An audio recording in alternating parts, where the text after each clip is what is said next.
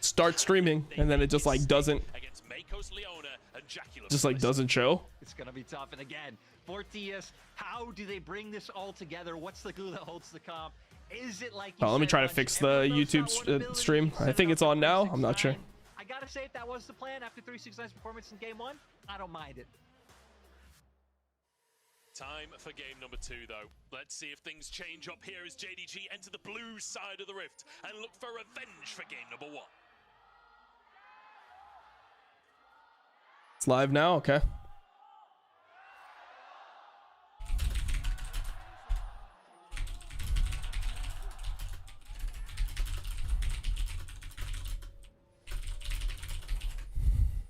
Just want to give a warm welcome as well to any LCK enjoyers that are now joining us. We've got our 3 big classics in JDG Top Esports on your screen right now. We've had T1 Gen G. I'll not give any spoilers just in case. But then also G2 versus Fnatic later on in LEC. It's a big day for League of Legends. Big day for League of Legends. And we're into the second game. If you missed the first game, Top Esports fell behind a tiny bit in the early game, but their mid game was immaculate, and we saw once again this Urgot versus the Rek'Sai as a top lane matchup for 369. 369 gonna need to do a lot. I'll just change the title. Wait, the title didn't change. Wait, the title didn't change. I already changed the title. Oh my god, this is so fucking annoying. To pick up another LPL title, and especially making it to MSI. We are the last major region to not have our teams for MSI already squared. As Ruler engaged on. Aggressive start already from Top Esports, which is what you want to see. I am really curious to see how on earth this Leona works out for Mako. Feels like forever since I saw a Leona. I think there has been like 1 or 2 Leona picks in professional over the last sort of year or so, but the fact that you can say that after how prolific... Does anyone actually stream on YouTube know if there's like a good dashboard for streaming on YouTube? Because like what I always have is like this dashboard, and it's like complete garbage. Like I can't even tell, like it doesn't even show my stream is live half the time. Yeah, just like it's just complete shit. So is there actually like a dashboard somewhere that I should be using so I can actually know when my stream is like on? So I love how aggressively Mako has been playing, and JDG and Mako once again finding ways to at least be able to keep up prio in this lane. Yeah, absolutely. I mean, the fact that you don't have access to the Blighted Quiver to activate your E, essentially, like the E is so good after the Halo Blades, after the W comes in. But if you don't have the W, you can't really do a lot with it. Tien, though, moving down to this bottom side, there's no camps available, and Kanavi's pathing top side. This could be a dive angle, as Ruler, level 2 at this point, missing still only level 1. This could be dangerous. I think he might be level 2, and it's just Nico doing Nico things. There we go. Dive angle could be terrifying. Okay, this dive looks like it should work. It should just be straight onto Ruler's forehead. He can't play. Yeah, he's dead. He's dead. Mako start. Boom, he's dead. Clean. Kill missing too. Kill missing too. Nice. Stay. Stay. No. Stay. Dive this. Bro, they have free dive here. They're afraid that jungler could be here, but they should know jungler's not here based on their wards. This was a second dive, I think. What is an 80 carry that JDG can play like Zeri for Guma? Is there any 80 carries that JDG can play? I mean, JDG is pretty good at everything. No, I mean, I don't think there's anything that specifically he can't play. No, it feels incredibly hard just because of the map changes. You have 2 mobile mid laners here. LPL right sucks. I mean, you're literally just like watching LPL, and then you saw like a dive at like 3 minutes into the game, and then that was the thing you said. Like you probably just shouldn't watch LPL because you just don't like the region, or you just like hate Chinese people or something. But this early, it is impossible.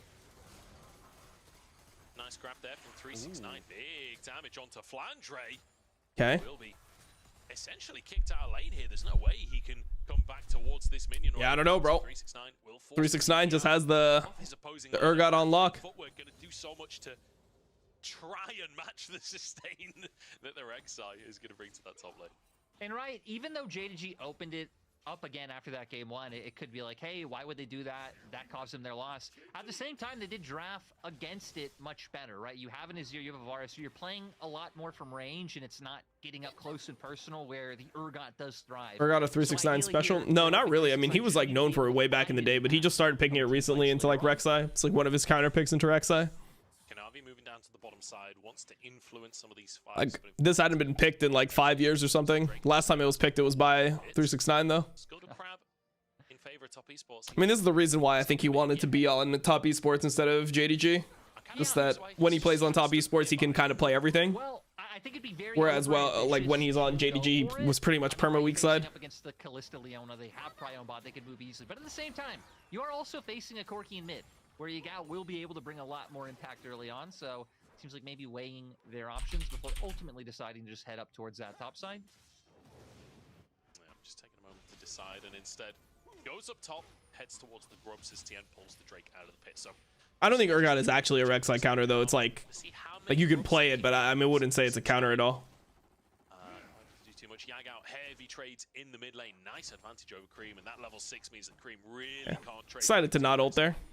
No, in a rough spot, but still, at the very least, I like that JDG quickly realized, hey, actually, TS are going to be the ones who are going to be able to take this objective bot. Again, they have the Kalista. This should be their win con. And immediately pivots up towards the top side to be able to get this. It even gives Flandre a bit more freedom to play aggressively, but they'll need to watch out. Yeah, 369 will look for any angle to punish up there. I mean, what we saw in game number 1 was a relatively even laning phase where they pretty much left the lane at a reasonably similar amount of Can't check CS. win rate in LPL because every LPL team plays so many dog shit bottom tier teams. I mean, I don't know. Like the win rates of the top teams in LCK and LPL are pretty similar. Forces Cream back and doesn't have that TP, Like so I wouldn't say that nice advantage found LCK by Yagao. is more competitive. I would say LPL in general is more competitive. Like Yeah, and right, that's going to be crucial because you look, the bottom teams in TS are LCK lose even harder than the bottom teams in LPL. to try and equalize that somewhere else is huge. And again, we really have not seen Genji won? Corki's Of course they did, bro. LPL Of course they be did. able to work out, whether it be from the laning Zeus phase where got you put are in a pretty much fucking weak body to bag counter just in game number some of 5. the package angles that we see later on. Yeah, it's left something to be desired, Lyric, I think is the best way that we could politically refer to that. Here's a question. Since Cream is the guy on all those champions that goes in, right? Akali, Silas, Kiana back in the day, you name him. Does that mean he should have much better packages? Or is he going to tunnel vision thinking he is one of those champions and send it in a way that Corki shouldn't and go down immediately? What do you think? I think it could go both ways. I think we could have some pretty ham packages coming out from him, but equally, that could lead to big plays, because I feel like, you know, if there's anyone that's going to be able to find the angle and one-shot someone, he's a player that is incredibly mechanically proficient. You expect him to be landing those rockets. Hopefully he will today. I love that as well, though. In the early game, top esports have kind of just signaled to everyone, we're going to play this a little bit slow. Both of their solo laners picking up a call to start the game as Kanavi back in the bot lane once more. Missing, trying to find an angle, but I don't think there's going to be a way to get in here, and TN has even moved over. Quick game 1 VOD review in the break? Maybe. I might just like stand up and do something. I don't want to just like perma. Okay, they've spotted Kanavi now. The ward Yeah. there. And it looks like the jungle is Also, we get ads because we went straight from LCK to LPL, so it was GG. to be fair between these two picks. So we'll get ads on Twitch in 17 minutes.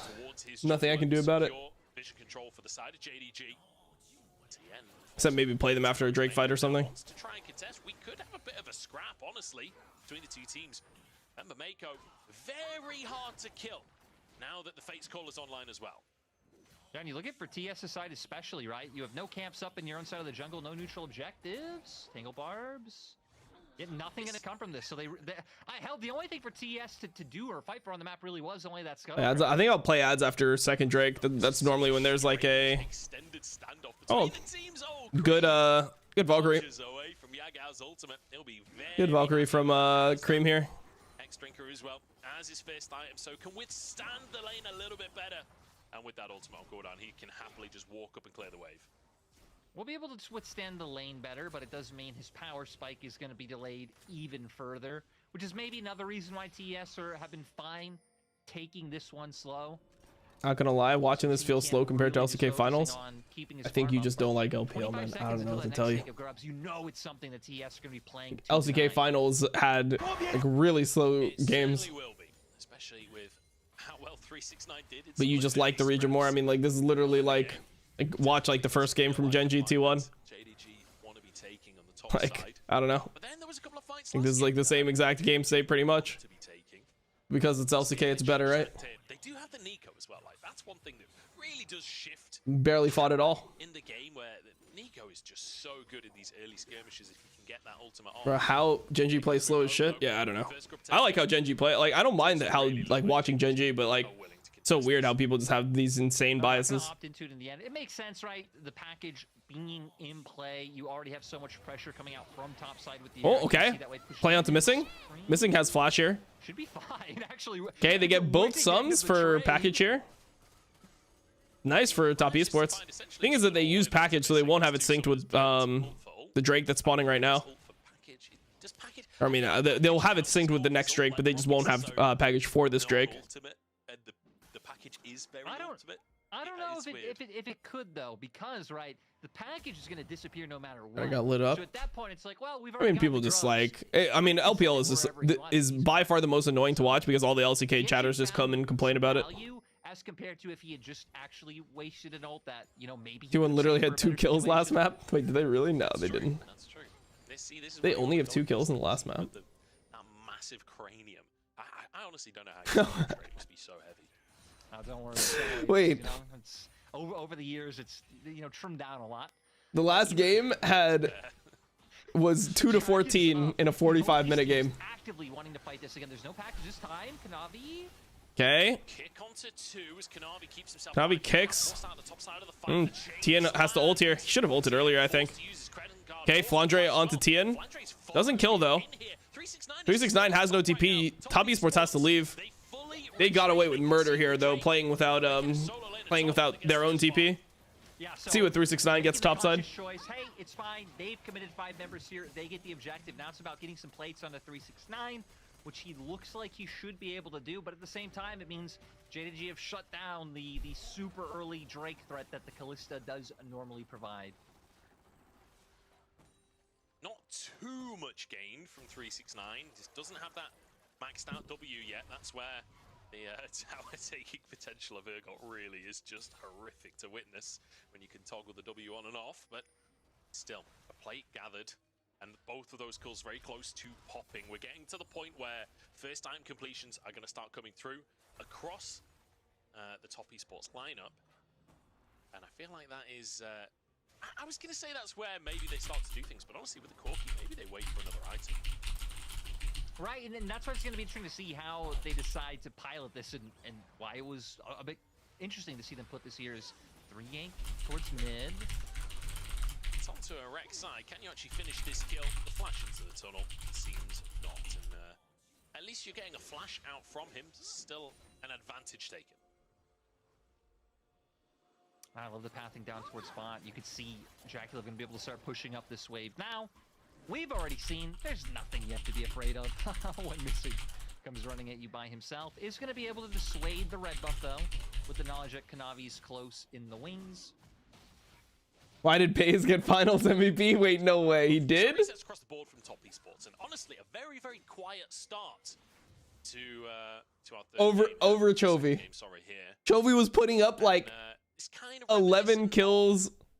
In best of 5s, especially in the lower in losses, or like 9 or 11 or some type of he had crazy amounts of kills in losses, and we're giving finals MVP to Pays. In a slower game, this feels like the style that they have preferred to play across the course of the year.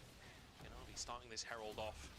Now getting close to level 11, has that wit's end. It feels like JDG are definitely in a stronger point with their composition, and top esports not really going to commit to anything. No, I mean TS, right? Multiple times now, just committing to keeping 369 on a side wave, continuing to farm up and get pressure on those turrets, not really being concerned about fighting just yet, which I guess does signal to us, right? I refuse to believe that, bro. When they feel like Cream is strong and able to bring a lot to the table. Probably just going to keep playing off this package timings That's where they'll feel most competent, but it is giving JDG a lot of freedom to. It must be a joke, right? It must be a joke. I'm getting memed. Knocked back, flashes, gets underneath the tower. Kanavi gets a bit of damage down. Will finish the job. I was a little bit nervous for a second there, but Kanavi walks away. Nice dive from JDG, punishing on the top side.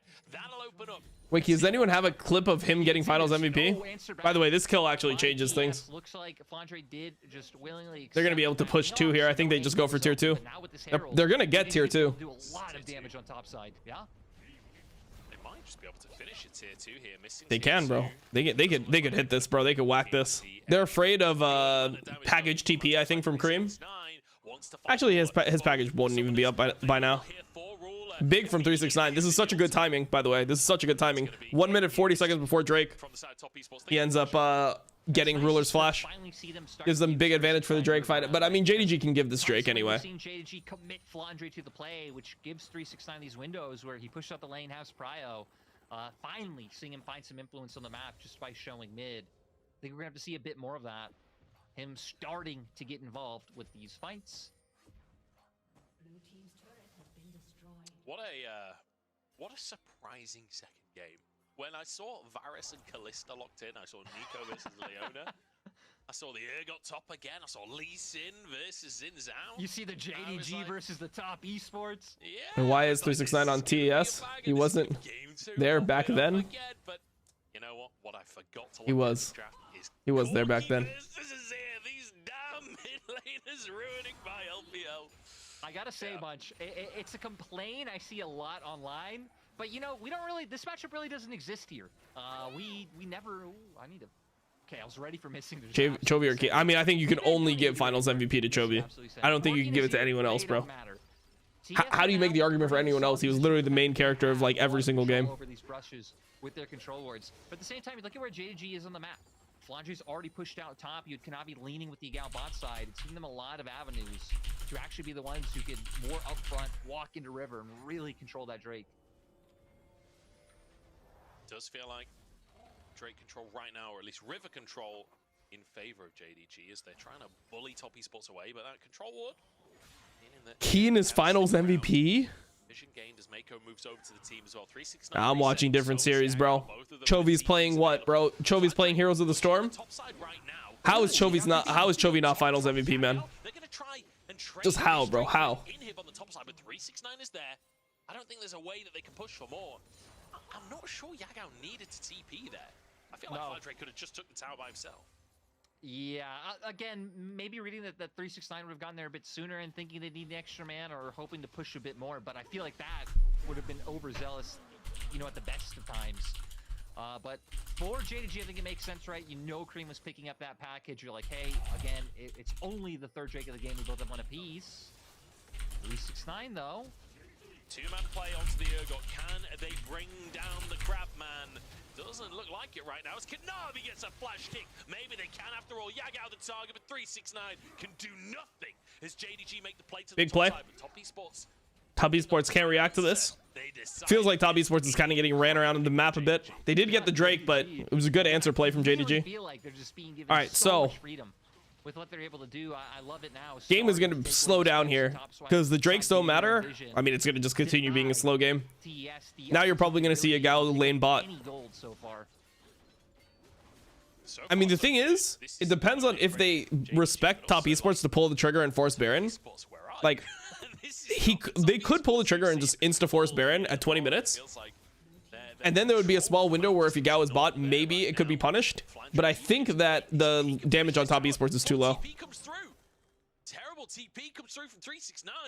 369 just griefed perma. This Urgot finally starting to feel like it doesn't have that impact. Yeah, and what a big grief from 369 on this TP. 369 absolutely took over, and then here tried to buffer it there. Times in a row, he's left sleeping. Gets punished, doesn't expect JDG to still be here because they just made that play on top, maybe assuming that they're resetting, going to get back on the map at faster tempo. Leads him to going down, and yeah, the TP especially. What a questionable fight. As Ruler's just been caught. That's a huge pick for Top esports. I really wish you could have seen the setup for that one.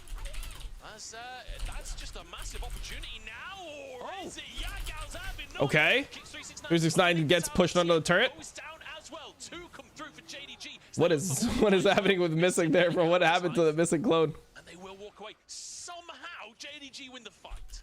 Not somehow, right? It's all thanks to Yagao with that shuffle. And it's moments like that where, again, Yagao can just show up at the time where JDG needs him most and make sure that they stay in the lead. And hell, this could just bring us back to a bit of a retrospect overall, right? Of Kanavi going towards the Lee Sin, having the ability to be a little bit more Baba Yago. action. As we're going to see Ruler trying to outrun this still after flashes get committed, even with heal, even with the cleanse being used. JDG just keep running him down, but keep your eyes on the Azir here. They get both members. Baba Yago. Dude, and then he gets kicked even further. Azir shovel into the kick. Ian is nowhere he's able to escape to. And sadly, JackeyLove on the Kalista doesn't get to be part of any of the action. Yeah, I mean, Cream and JackeyLove were both essentially not quite in mid. Like, JackeyLove was in mid lane, Cream was towards mid lane.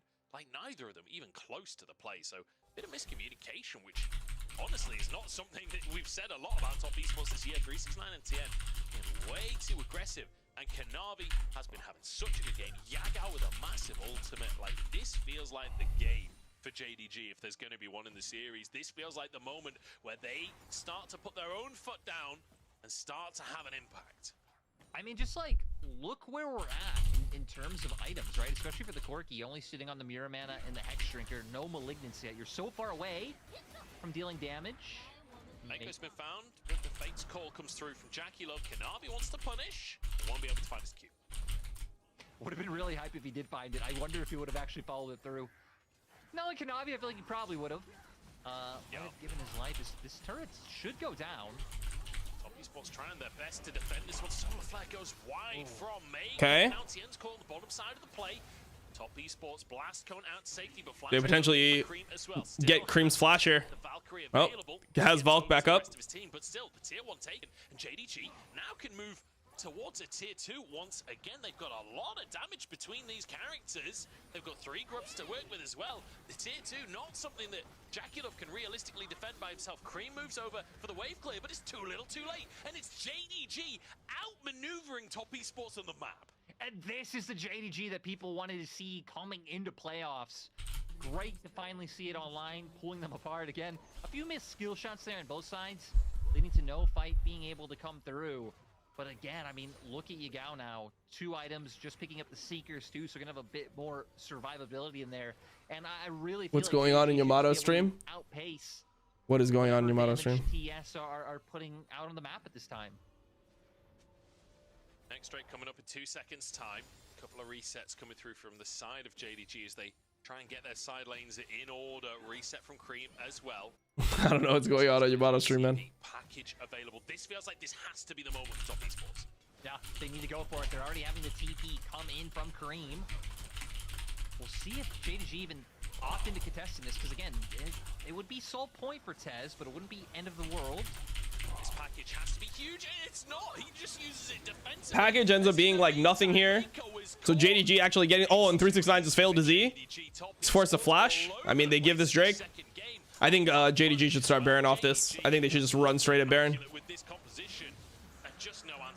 I think you just go Baron here, bro. They're so out of position, and you just got flashes. Like, you can at least leverage some people to suicide if you start Baron. They're going enemy jungle first, trying to deny enemy red. This is not the kind of game that TS were hoping. I mean, they don't have to actually start the Baron. Like, they could just take red, take jungle camps, get deep vision, just fuck the enemy. Finally just got bought up. And again, it really didn't follow through what I feel like with where the rest of their draft was really strong. And just TS as a team being incredible in some of those earlier skirmishes. Yeah. You have to wonder what Corki is doing in scrims to be picked in a game like this, because I've yet to see it really be that inspirational. We talked about it earlier. LPL Corki, just simply like, let's stick to the Lucian over here. You know, like, we're good at the Lucian. Let's not worry about the Corki for now. Yeah, I agree. Keep it up with the level of aggression. But now we're gonna start having to play around this top side of the map, right? Baron being up means we're probably gonna poke and prod our heads into enemy jungle for vision. We can go back all the way back. And the replay here, really no great angle for Cream to play around. I think JDG did a great job of like walking up as a group, forcing him back, not giving any time for 369 to come in, and it lets him separate the fight on 2, hell, even somewhat 3 fronts to start with how separated 369 even is from Cream. And part of that is off the back of the Fate's Call was used on the previous play to save Mako. I think it was still on cooldown, so Mako quite out. 3,000 gold lead for JDG. And LPL is really bad at Corki. This is like one of the worst LPL picks. I almost never think that the team that picks Corki will win. Like the champion, if it loses here, it's like 19% win rate. Okay, TN looking to potentially steal. Flandre is in really weird position. Flash from missing. He's engaging. Okay, decent kick from Kanavi. Crazy angle. No, but he's getting turned on and his team can't get through, it looks like. Is there no shuffle angle for your gal? Okay. Can Flandre get to this tunnel? It doesn't look like it. Wow, Top Esports end up winning this. Can he get Ruler's flash as well with like an E into Q? Wow, they're gonna get Baron, bro. What the fuck? Huge throw from JDG. Top Esports pulled JDG into a choke point and just hammer on them one by Isn't Azir also like 20% win rate in LPL? Like you said, that is no, I don't think so. Gonna lead to a Baron because they're hoping to dissuade this. I can check. The carries dive in, flash from Ruler. Yagao uses his ult defensively, but that's so much use from JDG. Okay, huge. He's just gonna dive to Baron. What a fumble as Yagao takes a huge. They can't do it anymore. This is suddenly carnage. All right, now it's becoming just a complete flip. Massive head scratcher for both sides. As walking away in the end, I guess TS feeling a little better. They found more kills out of that. They stopped. All right, I'll check for LPL. Let's see. Originally intended to be a JDG Baron, but still, neither side able to convert that into the neutral objective itself. I feel like Top Esports going, look, we're losing the slow game. Let's just run at them and see what happens. Really weird fight coming out from both teams, honestly. In LPL, it is 50% win rate. Wanting to send it right onto the Corki, take him out once again. But with the flash, they're not able to close the distance. There's kind of this like human wall separating the rest of them. And then Kanavi's isolated. The Sonic Wave couldn't connect onto Cream to follow up. He gets taken down. And again, look, Flandre spent so long getting out of the fight this whole time. He isn't there absorbing the damage, allowing the others to unload. And again, it really just feels like one by one members of JDG really running into the Top Esports meat grinder. This by Cream though much. I don't have words. I mean, it's a little bit unlucky that 369 had peeled off just in that moment, but also I feel like that was a pretty predictable movement from 369. Yagao getting caught, at least they trade, but yeah, Cream, this Corki game is just not it. I'm telling you, it is a league-wide curse. After he was re-enabled, he's 31%. Yeah, I mean, it depends on which teams are playing it. It hasn't been played that much since it was re-enabled, though. It was just playoff straight. Like, Knight doesn't really play it, and that's the best team who's winning most of their games. Okay, they got it. They just flipped it with the Varus. 369 got a huge fear, though. Oh, they're all dead. Can they end? They have mid-wave. Oh, Kanavi just is crazy here. Can they end? No, they can't end. Cream will fall too, but it's an ace for Top Esports. All the Barons are now off the board right after they happened. Mid lane turret up for the taking. What will be soul point for TS is right behind them, man. They have taken everything on the map. This game got real weird, and now Top Esports in the middle of all of this chaos. I mean, chaos is their comfort zone from long ago. It feels like they're finally coming out on top, and now onto the Drake once again. Let's take another look and try to pick apart some of the action. How does 369 just find Ruler by himself? Oh, every Yagao, especially every. What's my prediction for this series? I would have said like Top Esports 3-1 or something. Pretty much the only thing I said was that JDG would probably play better than they did last time. Locked in. Kanavi tries to get back in the fray. I guess really he maybe would have been able to escape anyway. Wouldn't have made a big deal, but my God, Ruler really getting isolated and left alone there by his friends. Yeah, I mean, hate to see it. 369 just 369 is so good. I think in current form, Bit and 369 are the best top laners in the world. I mean, Zeus is still really insane. Like, Zeus could easily destroy them in a series. It's just like Zeus is really inconsistent right now. Like he just dies all the time, bro. He's just a massive flipper these days. Feels like. longer unnoticeable. 5-0 and 4. LPL is just fighting for no reason. Well, it's crazy that you go from like a game that has 16 kills at 45 minutes to a game that has 20 kills at 30 minutes, but then people say that the game that has 20 kills at 30 minutes was slower. And it might just have paid off. Like, even the pacing of the game wasn't like insanely fast.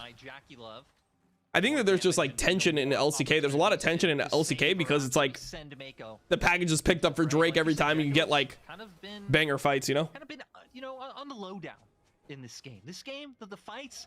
Team played well all spring. You know, the big set Yeah. people. I mean, I think he was not himself in the Hanwha Live series for sure. Luckily, always being there and really never any threat from Kanavi or Flandre in the same way that 369 and TN are putting on the back line has just been huge for him. Now it feels like we're just gonna wait for. I was impressed with Keen's game 1. I thought his game 1 was really good, and his game 5 was good. Try and keep control over that bot lane. It's just that like when I think about Finals MVP, I don't only just think about like who is the best player on the teams in the wins. I just think about who's the best player on the team for the whole series. And even in the wins, I think that Chovy was like still playing extremely well. It gives you the ability to play so much more aggressively around vision, around these team fights as well. So valuable for them. Means Mako will be that much more difficult to punish. We've seen Pays playing it, we've seen Elk playing it a little bit. It's still, not the absolute go-to item, but in the right situation, you can find huge value, and it feels like this is the right situation. Yeah, again, you're going to hopefully open up Mako to just try and engage as often as he wants, and when you're up against the range, that's what you're hoping to do. So right now, Genji LCK title merchants. I really want Chovy to get a big international win. Yeah, same, bro. Okay, Gao's getting caught. Maybe they get his flash. He doesn't flash this. He doesn't need to. Okay, Missing has an angle. Missing has an angle. Missing has an angle. Oh, he only gets 2. He gets front line. It was a good reaction flash from JDG. Oh, Flandre's still alive somehow? Bro, how is Flandre still alive? Oh my god, okay, this game is just done. Can they end? 3 grubs, I think they can end. I think they can end. Flandre just tanks us. Yeah, it's over, it's over, it's over. Damn, we got a series over here too. They should be able to end the game here. Still 30-second dead timers. And thank goodness JDG show up in this. They have another wave, they have another wave, it's fine.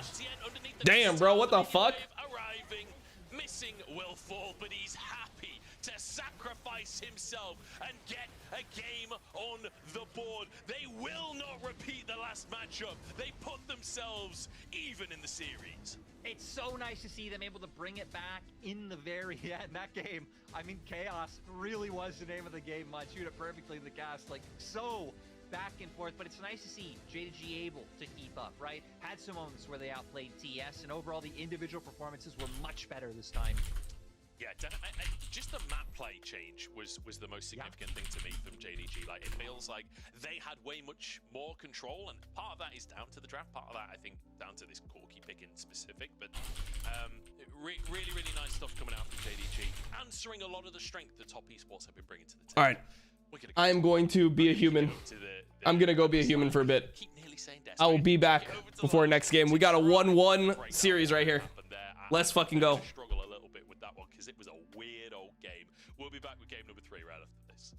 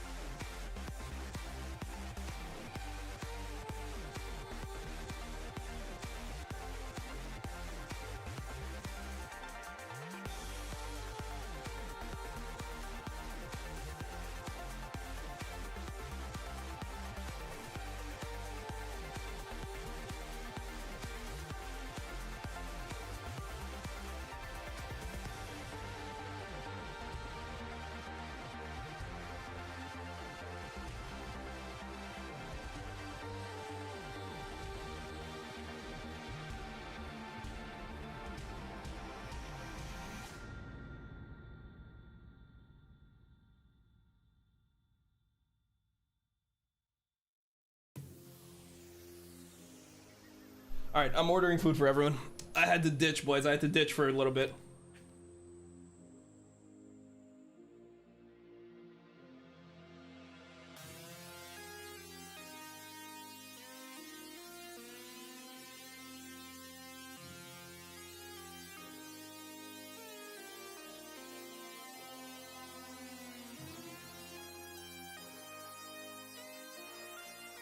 What are we getting? We're getting the French taco place. I don't know. It's called French tacos. It's kind of it's so good though. It's called what's it called?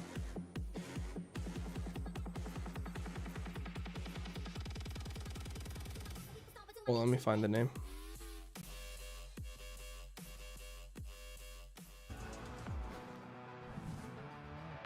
Bro, what is it? How do I? It's called Naughty French Taco. Ooh, I'm getting naughty on stream, bro. Watch out. 3 of these. Welcome back to the LPL, and with this one round, JDG equalized the scoreline 1-1 for both of our teams in this best-of-5 series for the final spot at MSI from the major regions. We're the only ones left in CB LOL as well, and then we know all the teams that are going to be going to MSI. But with this one, CB LOL, bro, I'm watching CB LOL finals next week.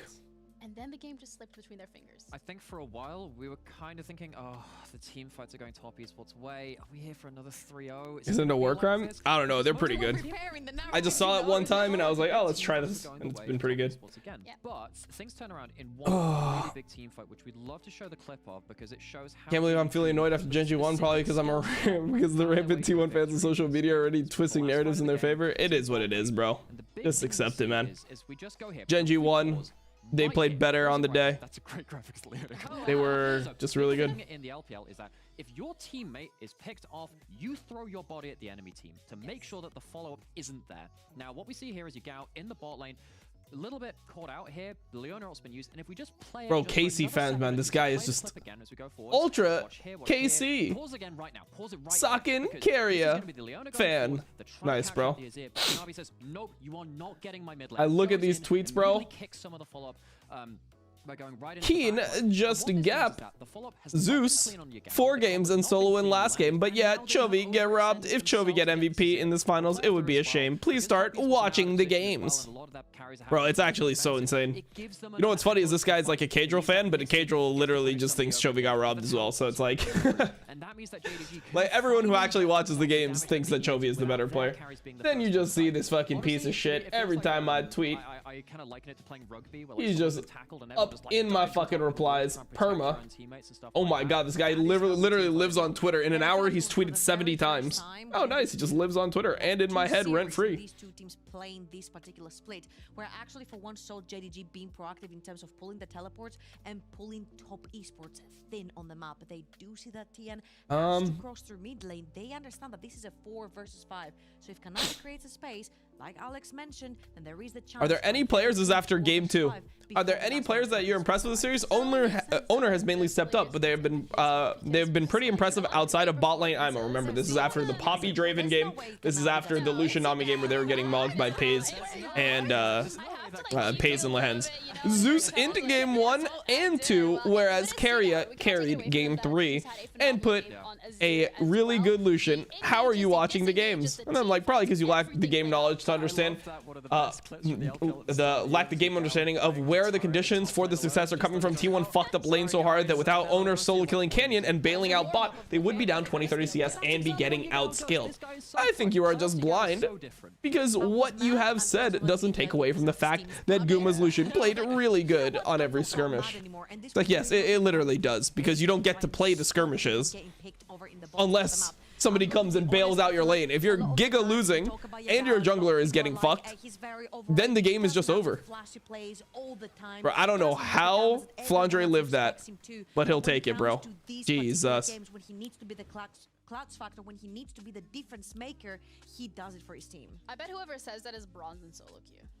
Well, I think a lot of the people that say that watch Yagao in regular season. The voice. This guy. Now the thing about bro, my chat voice is undefeated. Always been clutch. Playoffs, Yagao's got hands. It took him a long time. It took him years to get an All-Pro award.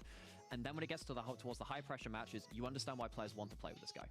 However, I want to give my props to the second MVP of this particular game, and it would have to be kha'Zix. Absolutely, yeah. We said, and I was. I really need your very chatter vocal, voice for get AI. this Bro, man that's how off that the has to ground. sound. He needs Like, to there's get no the way it game sounds different than going, that. And with Tien ganking that bot lane super early on, you saw kha'Zix instantly went towards Void, grabs an entire level up onto Tien. For majority of the game right here, he helped a lot in getting that top side tower, which refused a bunch of the vision for top esports. They couldn't make these cross-map plays. You saw top esports trying so hard to feed that Urgot by refusing to send numbers on the other side of the map, and kha'Zix just kept invading, putting vision control and making plays. Excellent work. And, you know, this is Yagao that went elsewhere. He went to BLG. He came back to make this again. And for a lot of JDG, When you gave Double Lift the chat voice, I died. Bro, Double Lift has the chat voice, bro. He is a Twitch chatter. Because they make such good decisions together. It is about, like you said, big brain mid-jungle duo. And the fact that they're on the He is a same page glorified and Twitch making chatter. fights like that happen, like they're making the vision play, which allows How could this be a 2v1? We were 2v1ing last year. Let me show you the Scion dive. Absolutely not. A third done if you need to get 3 wins, But it's a step forward. it is a step forward, and I think particularly with, you know, kha'Zix being the captain of the team, helping out his mid lane Yagao as well, this kind of like brethren duo of the mid jungle, which is reformed again for 2024 as well. It's kind of like it's a good kind of omen for the team. Yeah, absolutely. But it also brings the question of whether or not that's something that they can replicate going into the next game, because we're ready to head into the third game of this best of 5 of JDG going up against Top Esports with Lyric and Munch. Thanks so much to our lounge once again for breaking down that game as we head towards the third game. I'm Munch, that's Lyric. And let's just take a moment to appreciate Yagao, because he had a great game on his ear. And we were just talking, Lyric, backstage about, I keep saying backstage, like we're not even in the same building. There is no stage where I'm stood. But either way, we were talking off stream about how Yagao, honestly, he had a pretty terrible split for a lot of the early parts of the split. It was pretty appalling as he came back onto JDG. The amount he has leveled up for playoffs is honestly mind-blowing. Yeah, I mean, Nymera already referenced the, like, Azir in top lane when he ended up going down to turret because he kept trying to get out of rage but couldn't. Yep. It almost happened the second time. Yagao is clutch, bro. Yagao is clutch. That time he didn't die, but still got chunked to low HP when he was full. It's just like, there was some awkward Yagao moments earlier in the split, but yeah, he's really been showing up in some of these games. He's gonna need to do it again because, yeah, when you look at get away from the Corkis, keep cream off of those. Yagao really had a field day with what he was able to do early on in the map. And sure, the game ended up being close, right? Desk also pointing out really kha'Zix being pivotal and how they won at the very end. But Yagao was one of the reasons why JDG were able to find an advantage in the early game regardless. Yeah, I feel like Yagao and kha'Zix as a duo were the driving force behind this game. Really, really great stuff from them. It got a little dicey in the mid game, I'm not going to lie. Like, when Top Esports started winning a couple of those team fights back to back, this Kalista was kind of just popping off and kind of untouched in a lot of the fights as well. I did start to get a little bit nervous for JDG because I think had they lost that game, I don't know if that's a series you can come back in at that point. I don't know if you can recover from that kind of loss. It's good to see them win that one. We're going to be swapping sides, I assume, coming into this next game again. Top Esports, really weird draft. Really, really weird draft. Everyone hates the Corki. I don't know. I don't have a single homie that likes the Corki in LPL. Yep, no one likes the Corki, bro. No, I hate the Corki. I completely agree with that, bro. The Corki is fucking sus. I agree, and hell, I'm kind of hoping that TS go back. I'm sure Cream's gonna be like, hey, I want to get my hands on something that can bring a bit more proactivity to the game. Akali. If we're gonna play against Azir, give me Cream's Akali. Hell, even something that hasn't been banned yet at all in this series is something that worked super well in their first series. It was the Ahri. We could even just go back to something like that, right? Where his charms were the difference maker, where he's really had a superb playoff so far. So gonna be keeping my eyes on mid and with TS in general, right? Because TS now have shown some different looks. Hell, you can just say that by them finally bringing out the Kalista in the last game. So despite the loss, it is kind of nice to see them willing to lean on these other champions that have been very strong in playoffs and very strong in the meta. And we just need to away from the ones that don't. JDG will be feeling good though coming into game 3, winning a game against, I think, unarguably the favorite in this series. Top Esports obviously 3-0ing them earlier in playoffs, having a really close series against BLG. Like, this has got to give JDG a bit more confidence. Not just that though, but also the fact that they didn't lose out against a very aggressive bot lane coming out from top esports. They didn't lose out against the quote-unquote counter of the Urgot versus the Rek'Sai as well. Feels like maybe they... Bro, I have low energy, man. I have low energy. Like, I want to get into the series, but dude, that T1 Genji series was so hype, it fucking sucked my energy. I need to like eat or something. I wonder if top esports just completely change tact and go full-on aggro for this next game, just to kind of like, if you're really slow early game like that didn't work, maybe you just go full send. Yeah, I don't know. I doubt they'll hit the level of full send, but I'm sure they're gonna come into this game. Maybe just wishful thinking on my part. Yeah, just hoping for the send to be there. But ooh, actually already getting a change up, even from the game 1 draft when TS were on blue side. This time taking away the Azir. Last time they banned out the Kalista. Maybe after that game being like, hey, we'll feel perfectly fine if we have to commit to that one in the end. Varus and Kalista really being the 2 standouts of the 80 carries that are left open. TS, like we said last time around, we're leaning on that Varus so heavily. So I think going back into it is going to make a lot of sense. How do I play ads on YouTube? Yeah, I mean, it worked so well for them in the first series between these 2 teams. It was 3 straight wins on the Varus. They seemed nervous to go for the Varus in the previous game, but this time JDG doesn't get his free lane against Ruler Zeri 3 games in a row. This time Ruler is contesting that bottom side with his own aggressive pick. The Kalista can be locked in, and this is what we wanted to see. We talked at the start of the day about JDG bringing a bit more presence in the early game. I mean, those 2 picks would certainly bring presence. Yeah, okay. love to see Varus first pick for JDG. He's been absolutely insane on it, bro. He's been really good on it. So good recently. Ooh, the Tristana in mid lane is Tristana for Cream. That's another pick. I mean, this is already a good draft for them. Are they going to follow this up with a Rumble flex? I really like the 1-2-3 from top esports for them. But being able to bring it down in the kind of a fucking banger.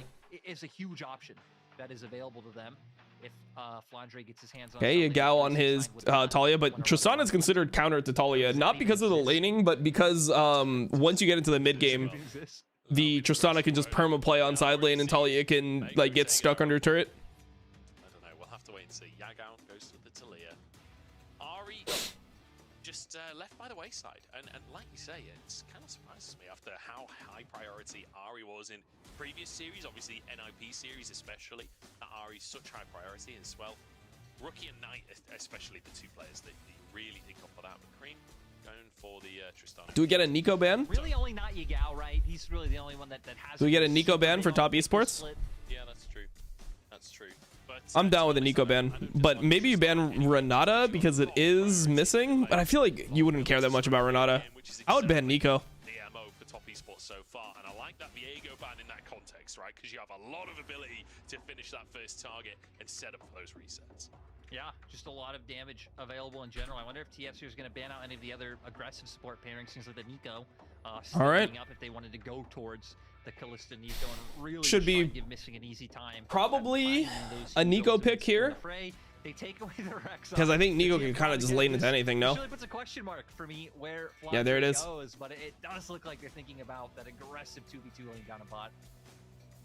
Sometimes Talisha, others Talia, some others Talia. Yeah, bro, I switch it up. That's why you gotta watch the Dom stream, bro. You don't know where I'm going with things. Nico of the previous game, and the previous game it looked great for Missing. Missing having a much better series. And what we saw from him the last time these 2 teams played, the Renekton Sejuani, boom, boom, boom, boom. Flandre, what are you gonna play? It's a tried and true combo that just will he go something like his? Will he go like Quinn maybe with cleanse? Yeah, and now it even. I don't even think it's good, but like for Flandre to play, I'm just wondering like, what else Flandre would play. Because he's been playing like carry tops and stuff recently. Obviously, with 369 being in playoffs. Ornn? Zach is a tank that's been seeing a little bit more play up to the top side as well. Would definitely fit. Ornn is okay. I mean, they have pretty good team fighting later on. These comps fully flesh out. I like the 369 is like a master of this matchup though. Generally, he gets really far ahead. You need something like the Rumble to be able to match the prio and the aggression that would be able to come out in the 2v2 from it. 369 is going to be comfortable on his Renekton being able to maintain pushing top. And same with the Tristan and mid. So I think this game, you look at the amount of options that TN should have, and TS as a whole should have in regards to being able to move around the map. It's massive. Cryo everywhere. Yeah, I guess except bot the first few levels. Yeah, I mean, Kalista definitely can be terrifying in the first couple of levels, like we talked about in the previous game. Rivera takes a couple of levels before his full kit's online, and that's really where he starts to dominate that lane. We'll see if Top Esports can use that prio though and take over the map. I'm looking towards Kanavi as well, because I feel like when you're in games like this as the jungler where you don't have a lot of prio to work with, that's where really creative jungling can come through, and we could see truly incredible moments here in the LPL. Yagao's been looking gets more handsome with age. Let's see if those Thank you, bro. pair up for JDG and influence this early game. And you know, a lot's been talked about the JDG team fight, and that's what's gonna have to come down to this game. When you have things like Call of the Forge God and the ult coming out from missing on the Nico, like these are huge tools that if you're finding 3-4 man CCs, your Kalista and Tilia should just have a... Yeah, I don't know how red side does damage ever. No, I mean, they can do damage. Like, the thing is, I think it's... Bring this composition to life. Much more wait, hold on. in that bottom side once again. No more Zeri today. They're going aggro. I don't know how red side does damage over here. Yeah, I mean, red side is gonna be harder. Sorry, I thought you meant blue side. What is this?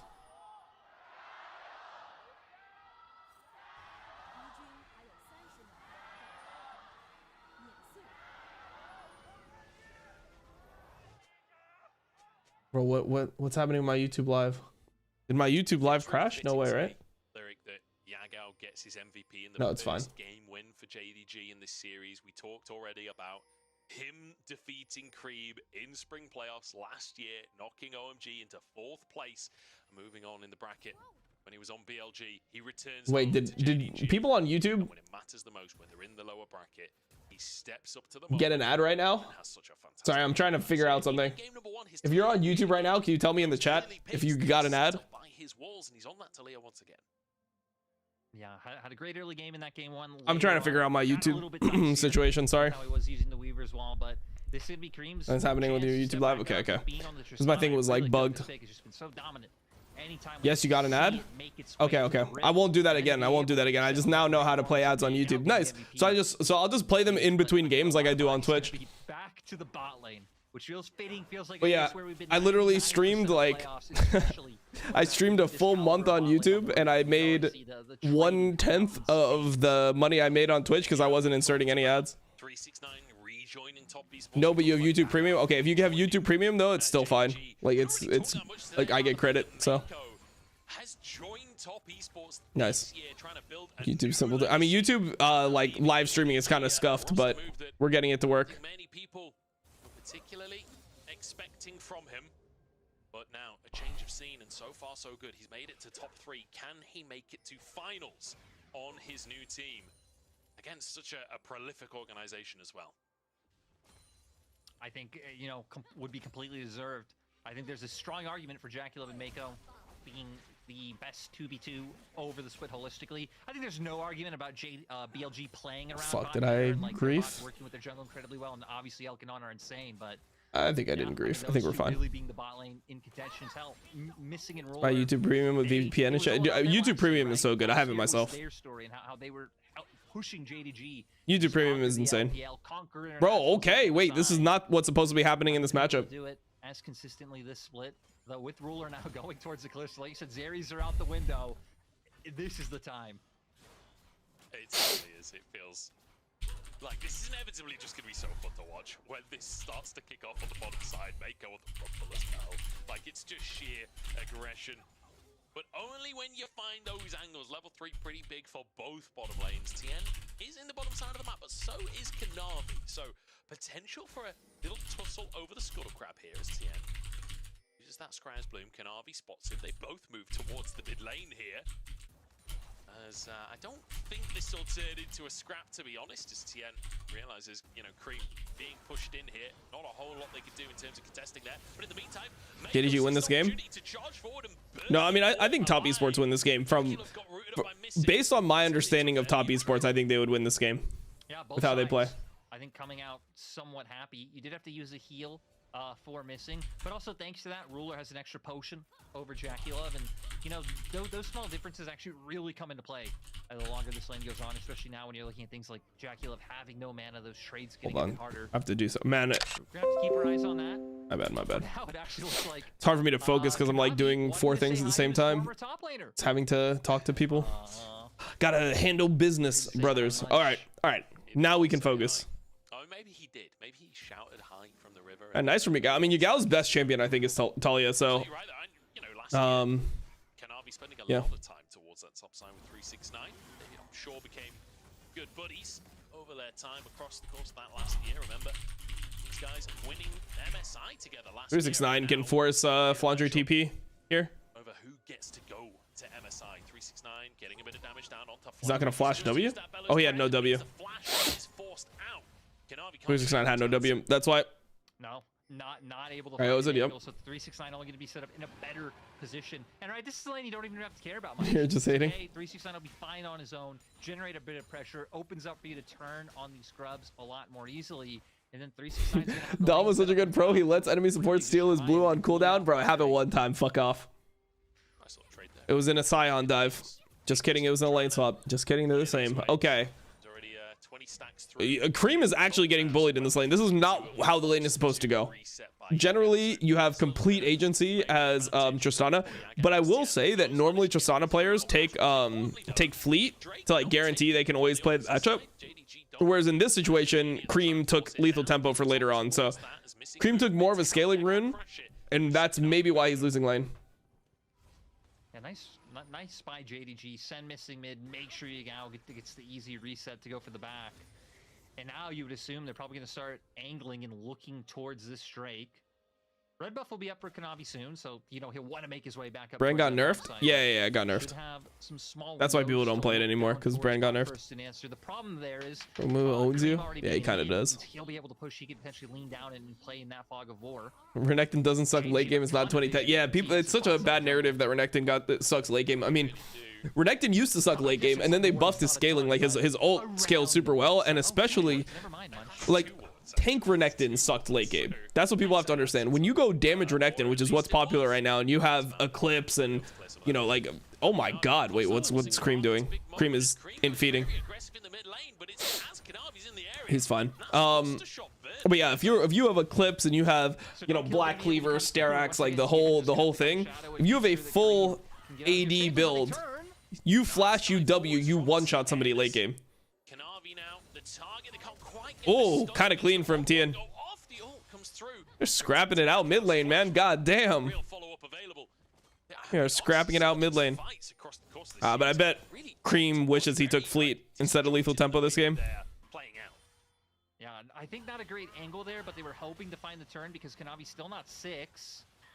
Tien does have smite. Oh, Kanavi's level 6, but 369 is here. They're going on to Renekton. That seems weird. That seems really weird. But there's still 2v3 at the end of the day. It's still No. 2v3 is good for them. 2v3 is good. They win this. 2v3. Okay, wait, this game is fucking a wrap, by the way. This game is a fucking wrap. Flandre has no, yeah, Flandre has no flash. He's dead. God damn.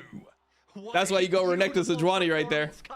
They're insane at that point. I really didn't like the way that Kanavi played it. He should have just ulted onto Tien, and they should have one-shot Tien. 369 Renekton, it's over, bro. He's a beast. That guy's a fucking monster. You don't fuck with that guy. My lord, what? Where are your T1 hate tweets? I'm waiting. T1 played pretty good today, and I really enjoyed the series, so I'm letting them rest. Also, I don't want to like fuck them over, bro. They are probably tired because they were being fucked for hours by Genji. Flashes the E. He's the GOAT. Uncontested, gets in there, gets the healing from the Q, and they could very easily follow running this up with the passive from Tien. Let's remember that Yagao had to use his TP. He speaks complete Mandarin. There, and then 369. I mean, now we're gonna be 2-0 up on this Renekton. Hey, just 369. Black Cleaver! Black Cleaver, man! What is this? 369 just going absolutely insane. Really great stun.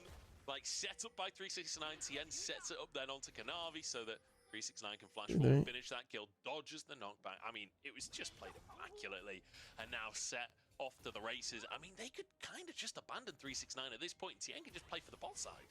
And 369 also have a lot. Oh, look, Renekton sucked. Dude, Renekton, I mean, I think Renekton did kind of suck at points. Like, there were some times where it was overpicked. Or, like, wasn't as good as people thought. And I think that also, like, Renekton was misunderstood a lot of the times. Like, people just picked Renekton later on in drafts when they just, like, didn't know what to pick. They're like, oh, Renekton's always fine, I guess. Let's just pick it. But Renekton nowadays is, like, strong pick. You just have to pick it at the right times.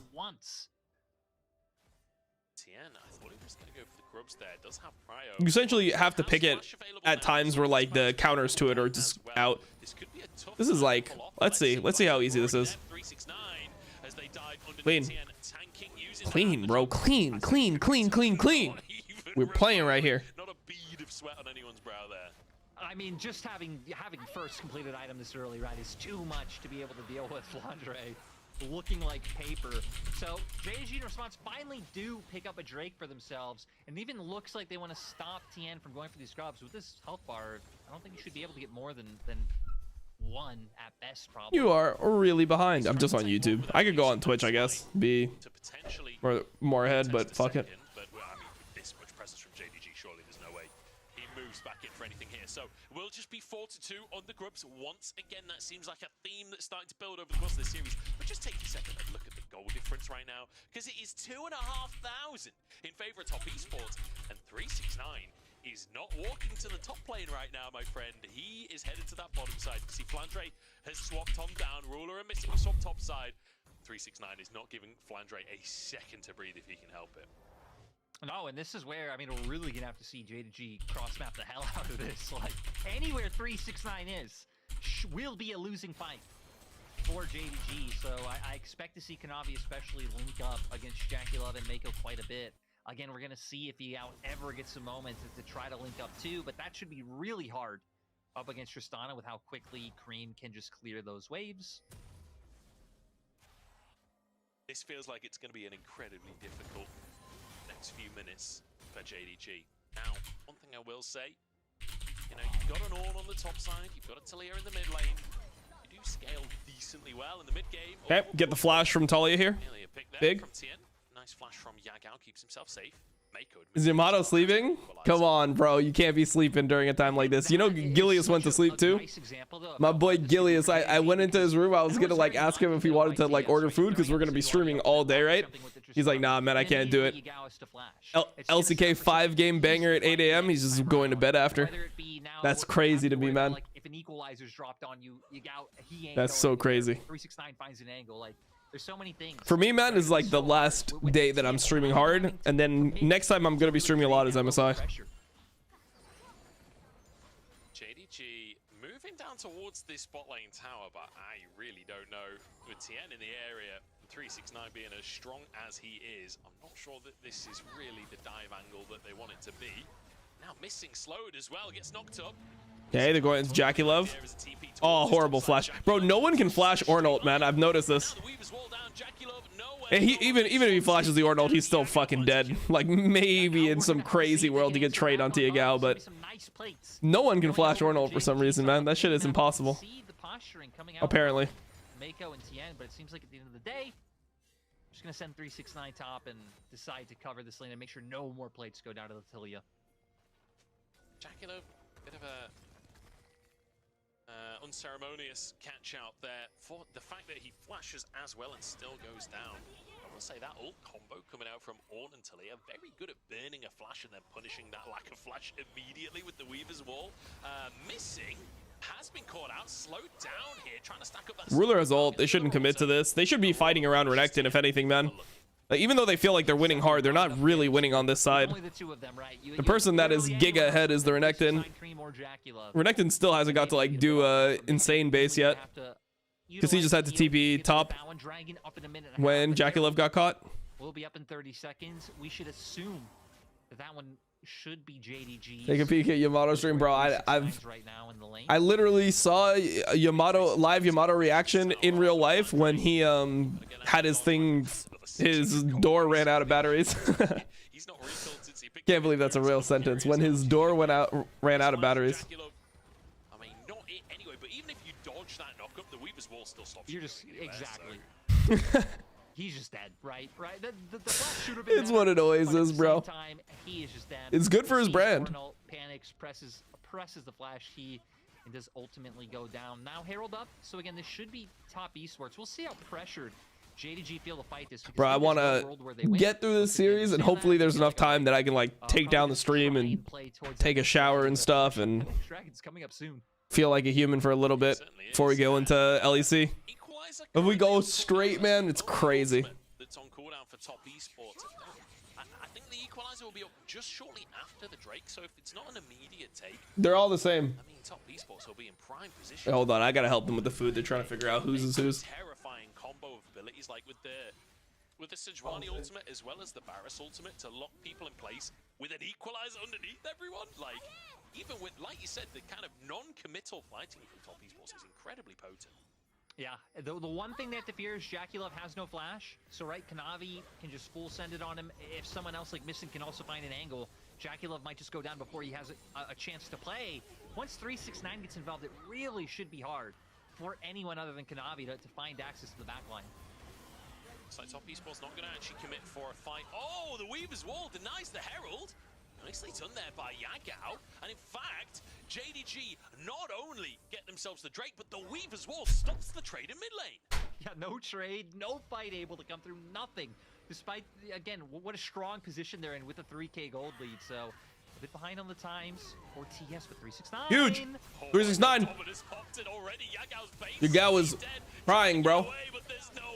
God damn, that's my GOAT right there. I love that guy. 369 is one of my favorite players. I love that guy, bro. He's so sick to watch. And he carried me in solo queue when he was in North America. He carried my old ass. Combo comes on through, but there's not really a lot of damage on screen. The Buster Shot keeps him safe, and 369 has arrived on the scene. The damage is there. Missing World 4. My GOAT. They walk away with that. My GOAT.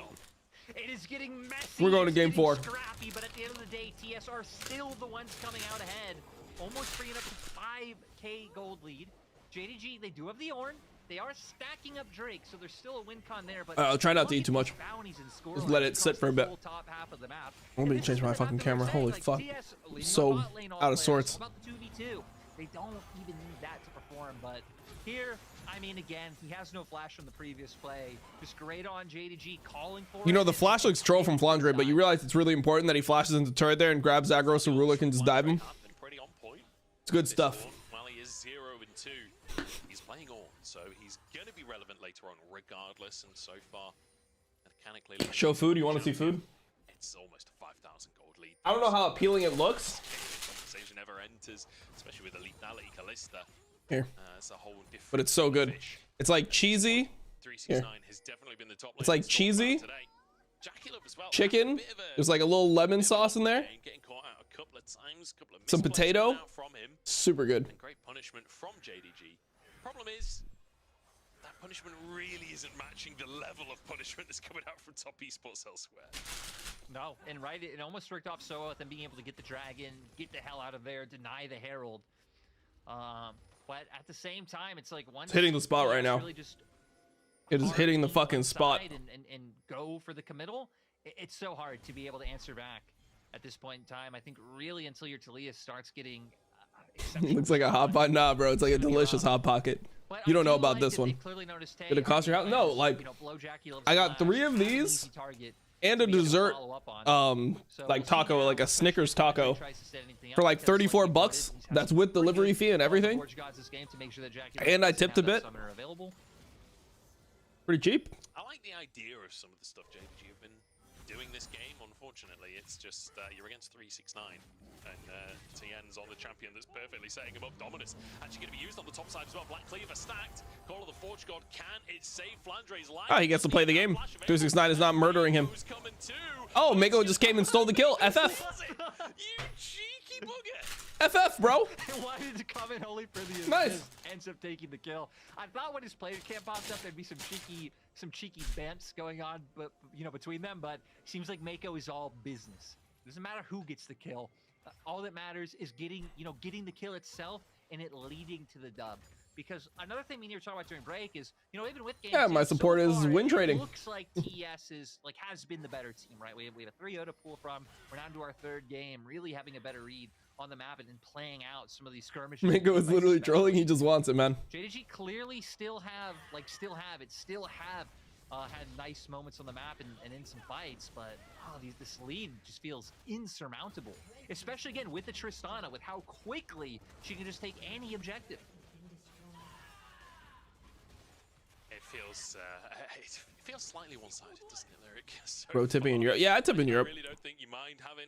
I like that you don't have to tip though, because I went to a sushi place and they had really, really horrible service, bro. The service was absolutely terrible. Like they forgot, like we ordered stuff, they forgot. They didn't even come over. Like the place wasn't even busy, and like they didn't come over and help us order for a long time. They were just it was just terrible service, right? And I like that I could be I'm just not gonna tip, because in NA, even if you have horrible service, normally you still tip. You just tip less. It's like you tip 15% instead of 20 or something. But I actually gave somebody no tip. I was like, you motherfucker. How they want to play around that objective. So hopefully it won't fall to that. But again, TS are able to take Dragon or Baron really fast, especially now with Cream being on that second item. Navori finally finished up. Yeah, the Leandri's almost finished with Mako, but he's not able to reset just yet. As 20%, yeah, bro. Like if you get a meal, if you go out to a restaurant and you get a meal, and it's like $500, like you go with a bunch of people, you're tipping 100. Just making sure that they get all their camps and that they don't allow TS to get in there and take their 15 is on the low end. It's like 15, 18, 20 normally. Establishing themselves, especially when you look at top side, there's nothing you can take anyway, right? There's no outer turret on top side. Sure, I guess you can try and get a bit more deep vision in there. You already have a ward covering on top of what you already have in the river itself. Yeah. So overall, JDG doing a nice job of just shadowing where TS's presence is to make sure that they don't get too much or an objective that's too big. Oh. Jaculov actually ulting onto missing here, forces the Fate's Call. Ult for ult out of our AD carries. Miss me with that? Yeah, no. On the map. Fate's Call being down against an eco is pretty valuable. It's going to be massive, and now it also just means for missing, I mean, he could just be so vulnerable, right? Like we said, TS have a lot of ways to start off a fight from a distance, or at least put some damage. Esports has such a big advantage, bro. Should just be over. Making their way now, already pushing up top, mid-wave clear. The thing is, JDG, theoretically, they would want a team fight, but how do you team fight? Because you lose both sides. So you can't even go to team fight. If you try to team fight, enemy team is just going to be there first every time. So top esports just does this, and then they just go back to their lanes, because they're always going to have first move. Not too surprising on that one as 369 just continues to clear this vision away. It's a nice little bit of damage coming out from Yangao, but it won't lead to much, and maybe leads to his own demise. Ooh. Gets over the wall. Doesn't commit. I thought they would snap there, but I guess they didn't want to go too deep. Something maybe would have been an overstep. I think 369 very clearly looked like he wasn't sure either, right? As he started to walk away, right as TN went in. Maybe if they both kept going, you could have forced a flash out of Yagao, but at the same time, I think there would be threat to get collapsed on, especially from someone like Missing still having that Pot Blossom there. So in the end, backing off is the right call. It feels like now this is where, after these resets, that TS should once again just. Who do you think is the better team between BLG and Gen G? It's so hard to say, you know, like that's like the reason why we have MSI is so we get to see that, because they're completely different teams. Like the way Gen G plays is super slow, controlled. They play around objectives, where like BLG are the team that want to absolutely fucking murder you the second you load into game. BLG gets into game and they're like flashing on you level 1 in most of the bot lane matchups. They're playing to coordinate dives with junglers and really just force the pace of the game. That's what they do. So it's real, like it's hard to say who would win, because Gen G are like the best defensive team in the world, and then BLG are the best aggressive team in the world. I mean, I like the way BLG plays. Like, I would generally favor the team that plays the way BLG plays, but that's just me, right? You ask other people, they'll say Gen G will win. You ask a random fan, they'll say T1 will win for no reason, even though they lost to Genji, you know? Just kidding. T1 could win. And for TES, they had an incredibly close series against BLG. If anyone out there missed it and went all the way to 5 games, I might need to pause because we have a TP coming out from 369. Flandre, say hello. Oh boy, he has his TP available. He's gonna try and get away with a recall. Oh, as well. A recall ain't flashy. There's a flash, there's a charge as well as 369 looking for a little bit more. The rest of the team coming over. It's 369 actually dashing. 369 is just on him. Because he's got red buff, bro. He's got... Okay, I guess it's just like that, man. How broken is Renekton? With the help of the equalizer for Mako, they finally get one. They see Yagao on the bot side, so you know they're going to go for this Baron, and at the very least just try to pull that TP from Yagao. And now Baron started off, and this is not one that they need to 50-50. Kanavi already chunked as well as 3. Oh, Kanavi? Kanavi should die for that. Oh, he got blood. Oh, that was so unlucky for Cream, bro. What? Can somebody flash into the pit? I was thinking Tien should flash into the pit unironically there. That's fine. You just walk over. No, and like you said, Kanavi's low, so trying to get a bit of health back by fighting these raptors, oh, but it's gone. Tien's live. Nice. Man, just to get away. The flick pack not quite enough. Tien getting solo there, but I want Top Esports to go to MSI. That's what I want. I want Top Esports to be at MSI. These guys get a really bad rap, It's been a lot better. and they don't deserve it, man. Like Jackie Love, people need to see Jackie Love play at Worlds again. They need, or in international competition again. Like 2022, that shit was held against him, where I don't even think it was his fault. Like Wayward played horrible at that tournament. There was that unlucky bullshit with like Maw as well. Like they had a team collapse. Jackie Love is on form. Mako is back on form. 369 is him. And no one even knows Cream, bro. If you weren't an OMG enjoyer, you just don't even know Cream, so. People know JDG. They can show up at Worlds. Yeah. How it goes is... You know, I saw TP coming out in mid, and I don't know why them waiting in brush and top made me think that something was going to happen, but it looks like much that JDG could potentially just lose some of their base for free. Realistically, I don't know how hard they could contest anyway. Yeah, true. The siege composition as well. It's a lethality Varus and a Tristana in the mid lane, and then you've got so much snap, engage, and damage from long range from the supporting cast. It feels so incredibly difficult to break the siege from the side of JDG. Flick back onto Cream. Line IP make Worlds. I mean, they were fourth this split, but I'm not sure. I wouldn't mind seeing them at Worlds. Kicked out of the bottom side. I mean, I would much rather see them than see like LNG, but I mean, who knows, bro? So like the rumors right now are that Weibo signed Tarzan. So if Weibo gets Tarzan, I feel like they will probably just end up making Worlds. Like Tarzan and LPL with Xiaohu, that sounds like a team that's gonna make Worlds and disappoint. Yeah, they actually deal damage here. Oh, this is such a top esports comp. They'll just keep it going. The cannon finally dies, but with this wave, everybody can move in. That'll be one in hip tower. LPL has 3 or 4 slots. They'll have 4. You can see it's moving on 4. Oh, Cream got knocked out of it. He has flash though. He has flash. He's okay. Cream is okay. Oh, 369 is just murdering Yagao. Damn, dude, what a fucking classic game from 369. He let him know. He let him know, bro. You remember me, guys? You remember me? Don't forget why we were on the golden road. Because I'm the fucking GOAT. That's what he said.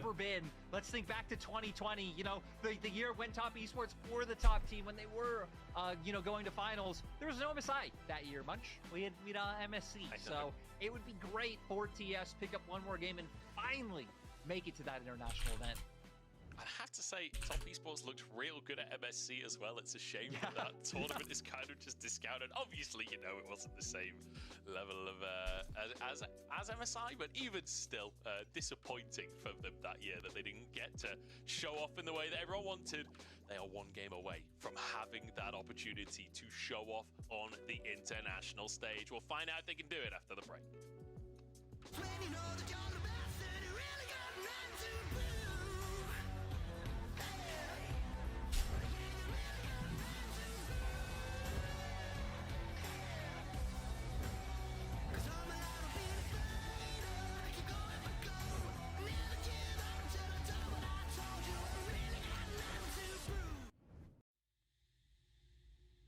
Damn, Monty. He says, T1 fans completely mind-fucked by the cognitive dissonance of believing this T1 roster is the greatest of all time, but also losing 4 out of 5 Korean finals to different Gen G rosters.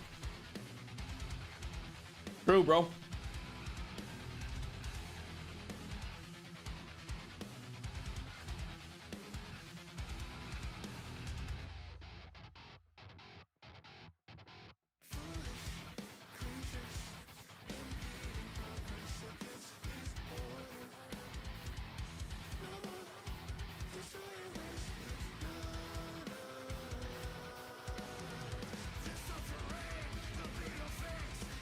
Dude, Faker played well, man. Faker's the second best player on the team right now after Zeus.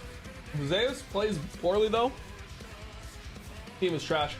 All right, I'm gonna go finish this outside. I'll be back in like 2 minutes, 3 minutes. I'm gonna go sit with Rachel for a sec.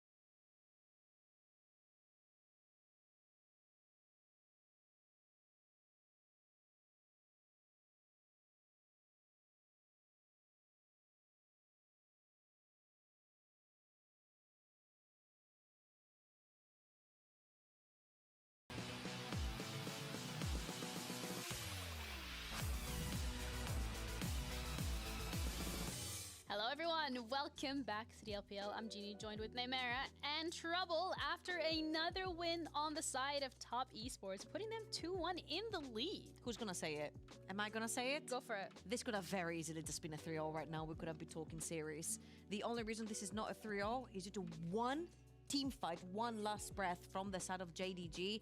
I'm just gonna go and straight ahead say this. Top Esports look like the better team today. Yeah, hugely so. I think particularly when you look towards the early impact in the game, we've seen a couple of games where bot lane really well played around by Tien in the early game, getting early ganks down there, setting up Jackala for success. This game, it was kind of the opposite, but either way, anywhere that JDG are focusing on the map, Top Esports are getting there first, and they're doing better there.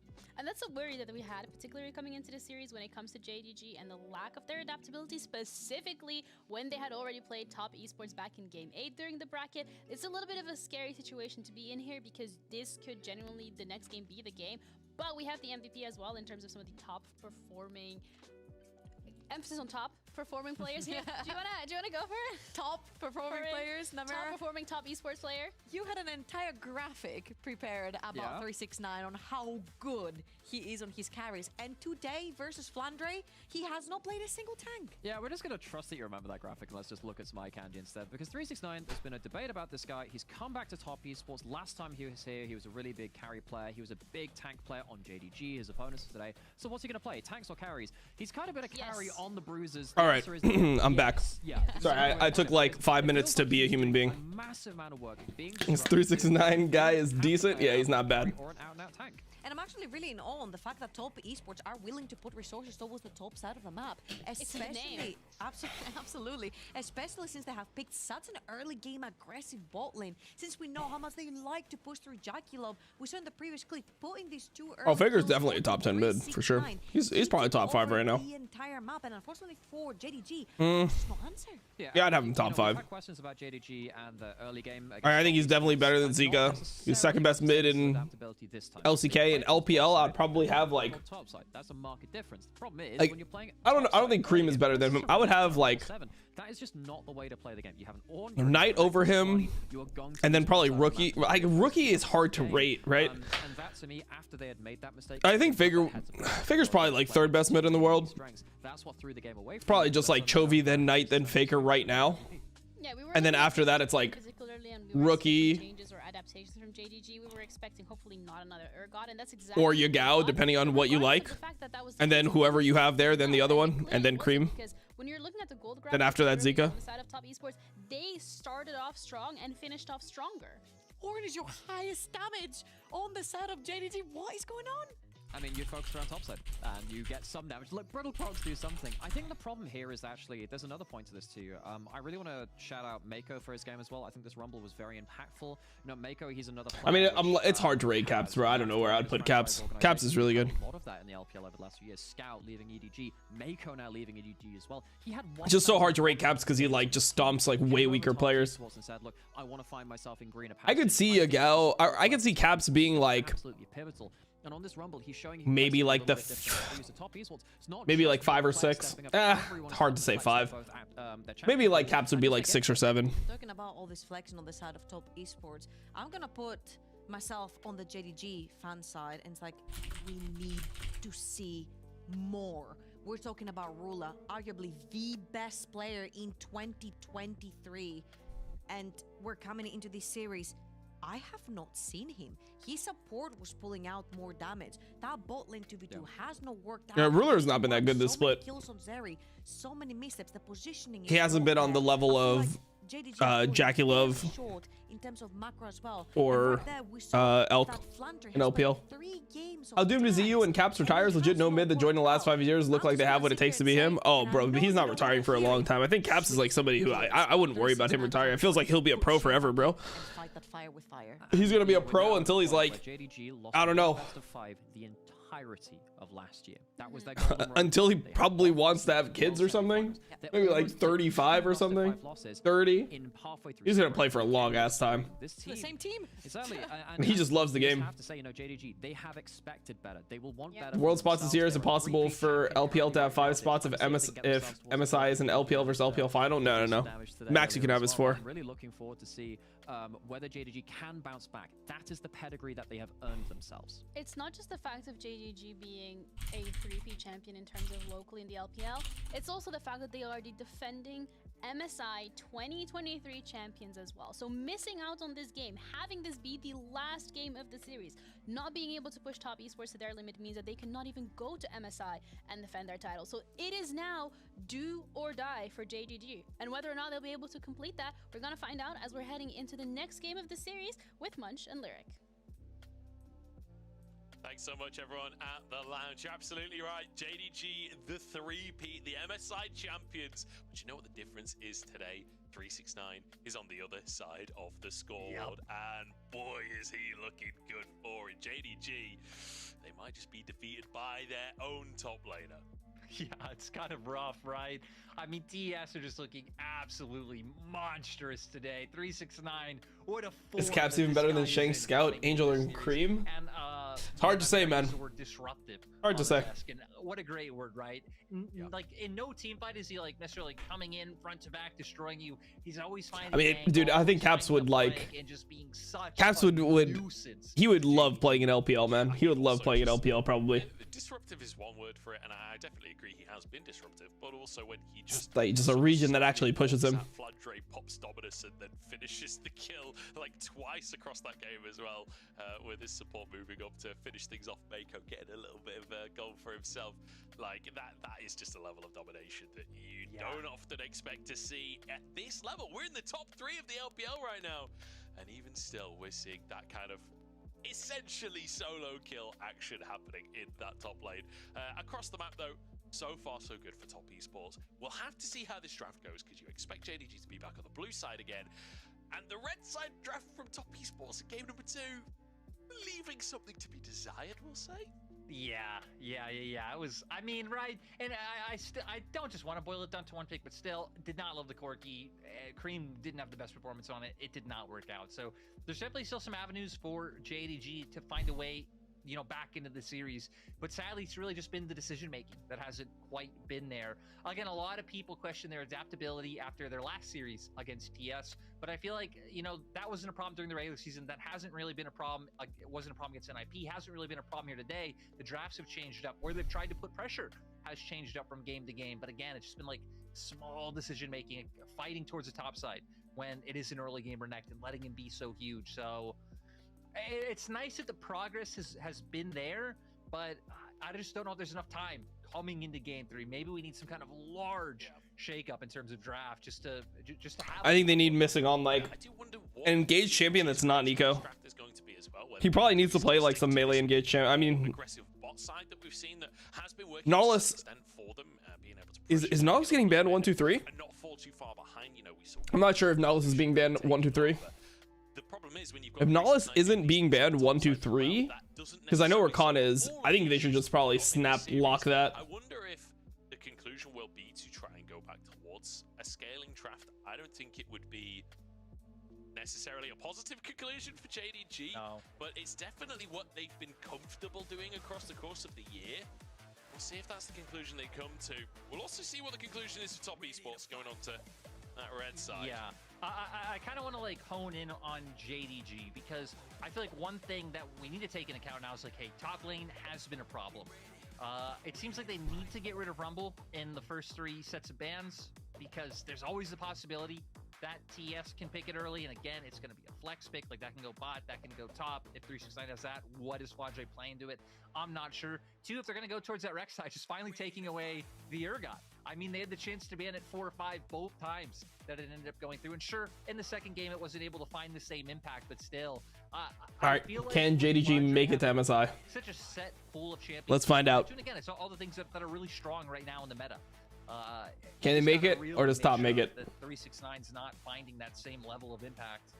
Yeah, the hard thing is that, like, with 369 now on the red side as well, like, if you can't blind pick something like the Urgot, right? It has to be a ban against that pick, because like Urgot is just going to get destroyed by like a ranged top laner or whatever in the right scenario if you do go for that blind pick. We've already seen 369 is very happy to go for very specific count picks in, for example, the Urgot, but also that Quinn that we saw, while it didn't work out necessarily. We saw that matchup coming out from him. We've I think T1 is scary going to MSI for sure. I mean, they're the team that won the last international tournament, so everyone's gonna be scared of them internationally. I think all the Asian teams are gonna be scary at MSI, bro. I think any of them can actually win it. Number 4, JDG now have to fight their way back in the series, and interestingly, it's the Tristan that they felt was the problem. Like, probably if JDG ends up squeaking by Top Esports somehow and they win this series, they would be the least scary by far. Like I said, But if Top Esports make it, you shouldn't sleep on them. After that game, she's now 13 and 3 in playoffs. Okay, Nautilus is banned. Rakan is up. Do you just first pick Rakan? You just first pick Rakan for JDG. Surely you do, man. Surely you do. Again, like the Ari, which we were hinting at early, Rise and Prio, how much JDG feel they could just keep leaning back in on the Talia. But my eyes go once again. Wow. Lucian Kalista being open. This is scary though to lock the Kalista when Ashe hasn't been banned away, when Draven's available for Jackie Love as well. True. This is hard. Like if they all right for like Draven and Ashe, or even just Ashe and then another priority pick and go Draven third, like that's Ashe for Mako. They could go one of the better Ashe players. I mean, probably the two best Ashe players are these two. Wait, Ana's pretty good at it as well, I should say. So I guess they're just the best supports left, so they're the best at everything almost. 4-3 to just make sure they get the better of a matchup, but no, I agree. They go Senna. Draven Ashe would have been such an insane call if they wanted to just. What are you pairing the Senna with though? That bot lane 2v2, but the Senna coming back through, we haven't been seeing this lately for TS because it was Ari for Cream in quite a few games. But this, bro, I would just take Rakan every time, bro. It's missing. Come on. To the top side. Yeah, absolutely. And Cream goes for the Ari. It's been ignored all series long, and it sets up for potentially the vibe for TN if they want to go for that on the third one. Whether they feel like they need to go for the support. Are they going Talia Rek'Sai? Or are they going to take Rakan? Answer with the Talia, take the Vi themselves and try and get that combo for the. Oh wait, the Vi's banned. What am I talking about?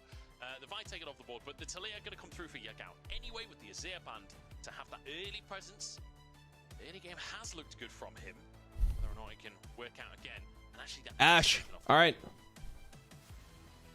What's the combo ball lane? Senna Tom? I mean, sounds fine for Kalista Ashe. Sounds completely fine. About the 3v3s towards bot side this time. With the Enchanted Crystal Arrow being up on the opposite side, I think the Tahm Kench would make a lot of sense, having that eat there and ready to be able to get Jackie Love, you know, just out of there. And for people who, you know, maybe are just tuning into LPL for the first time this playoffs and haven't seen the Senna, I mean, Jackie Love, on top of being a premier Draven and playing a lot of the aggressive champs, has really been the go-to Senna player in the LPL over the past few years. Hell, even thinking back all the way back to like 2020 Worlds, when he was one of the only people who was really piloting that champion at such a high level. Yeah, I feel like Photic, another player that has loved that Senna, but I mean, let's be honest, Jackie Love replaced Photic on Top Esports, so who's the real Senna? Catching a stray, man. Just throw that one at Photic, take that, mate. Oh dear, poor guy. Here we go. Okay, Nocturne ban, Rek'Sai ban. Again, is the Nocturne taken away from TN, removing some of those.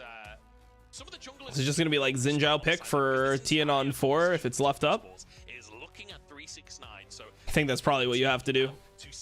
Can't imagine doing something else. Obviously, isn't going to be a nice target.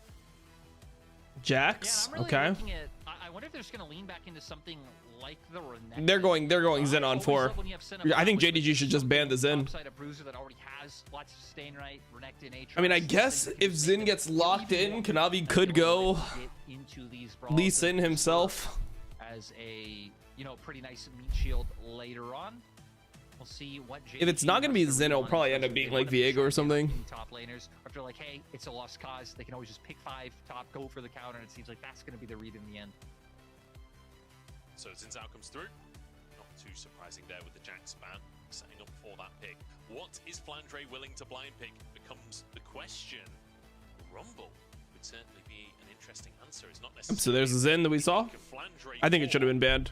Why would you ban Sejuani, bro? Xin is so much better. So potentially denying the Renekton as the strategy. Yeah, and like you said, it's not really been something Flandre's been playing. He's played it once this split. It was not a win, but still, it's going to help them. I mean, look at their lanes, man. Ashe support, throwing volleys at you nonstop. You have the rumble up in topside with that flame spitter to just maintain push. And now, ooh, I love the Viego right alongside it. You have so much damage to try and just ensure that you get that reset and you get Kanavi popping off in team fights. We'll see if we can find the angle. Looks like not a hard answer to the rumble in the top side from 369. Not the carry that we were looking towards with the center in the bottom side with the potential setup. Still have decent damage with this composition. Looks like 369 just going to slam that K'Zix to finish things out. So a lot of potential for mid-game skirmishing from both teams, honestly. You've got huge power spikes from the center in the mid-game. You've got obviously the Ahri, the Zins out, very, very powerful picks. But you're up against like Kalista, Ashe in the bottom lane, the Taliyah, the Viego, Rumble. Like, this is a powerful composition from JDG when it comes to scrapping around the 20-minute mark. Exactly. So it ends up being the Viego pick. They're going to be playing with Pryos in their side lanes early on. I mean, I do like JDG's draft more, I think. Again, set up Viego to be able to take over for TS. I feel like it's going to have to be a bit slower. If you're finding early game aggression, it's going to be around your Xinjiao and your Ahri. And even as the game goes on, a lot of it becomes kind of kiting out or playing around the initial burst that JDG's composition brings. If you can get out of that, if the equalizer doesn't turn out to be impactful, you know, you dodge the first seismic shove, then your continuous DPS coming out from things like the Senna and the amount of frontline you have should really be able to take over. But that is going to be a tough task with the amount of proactive tools that JDG's comp can bring to the table. And I think this is something that a lot of people at home were wanting to see today. After how passive the compositions have been from JDG across playoffs, people were asking This is actually so true. more proactivity, more Somebody responded, literally every game I thought Chovy needs to carry this to win, but sure, give it to Keen. I mean, yeah, I mean, if you watch the T1 versus Genji series and you are mentally present during it, how did it not just feel like it needed to be a carry performance from Chovy to win? Like, it literally just felt like every game was relying on Chovy. I don't know, bro. I don't know what else to say about it. That's just how it felt. 100% Chovy is MVP? 100%, guys. 100%. Come on.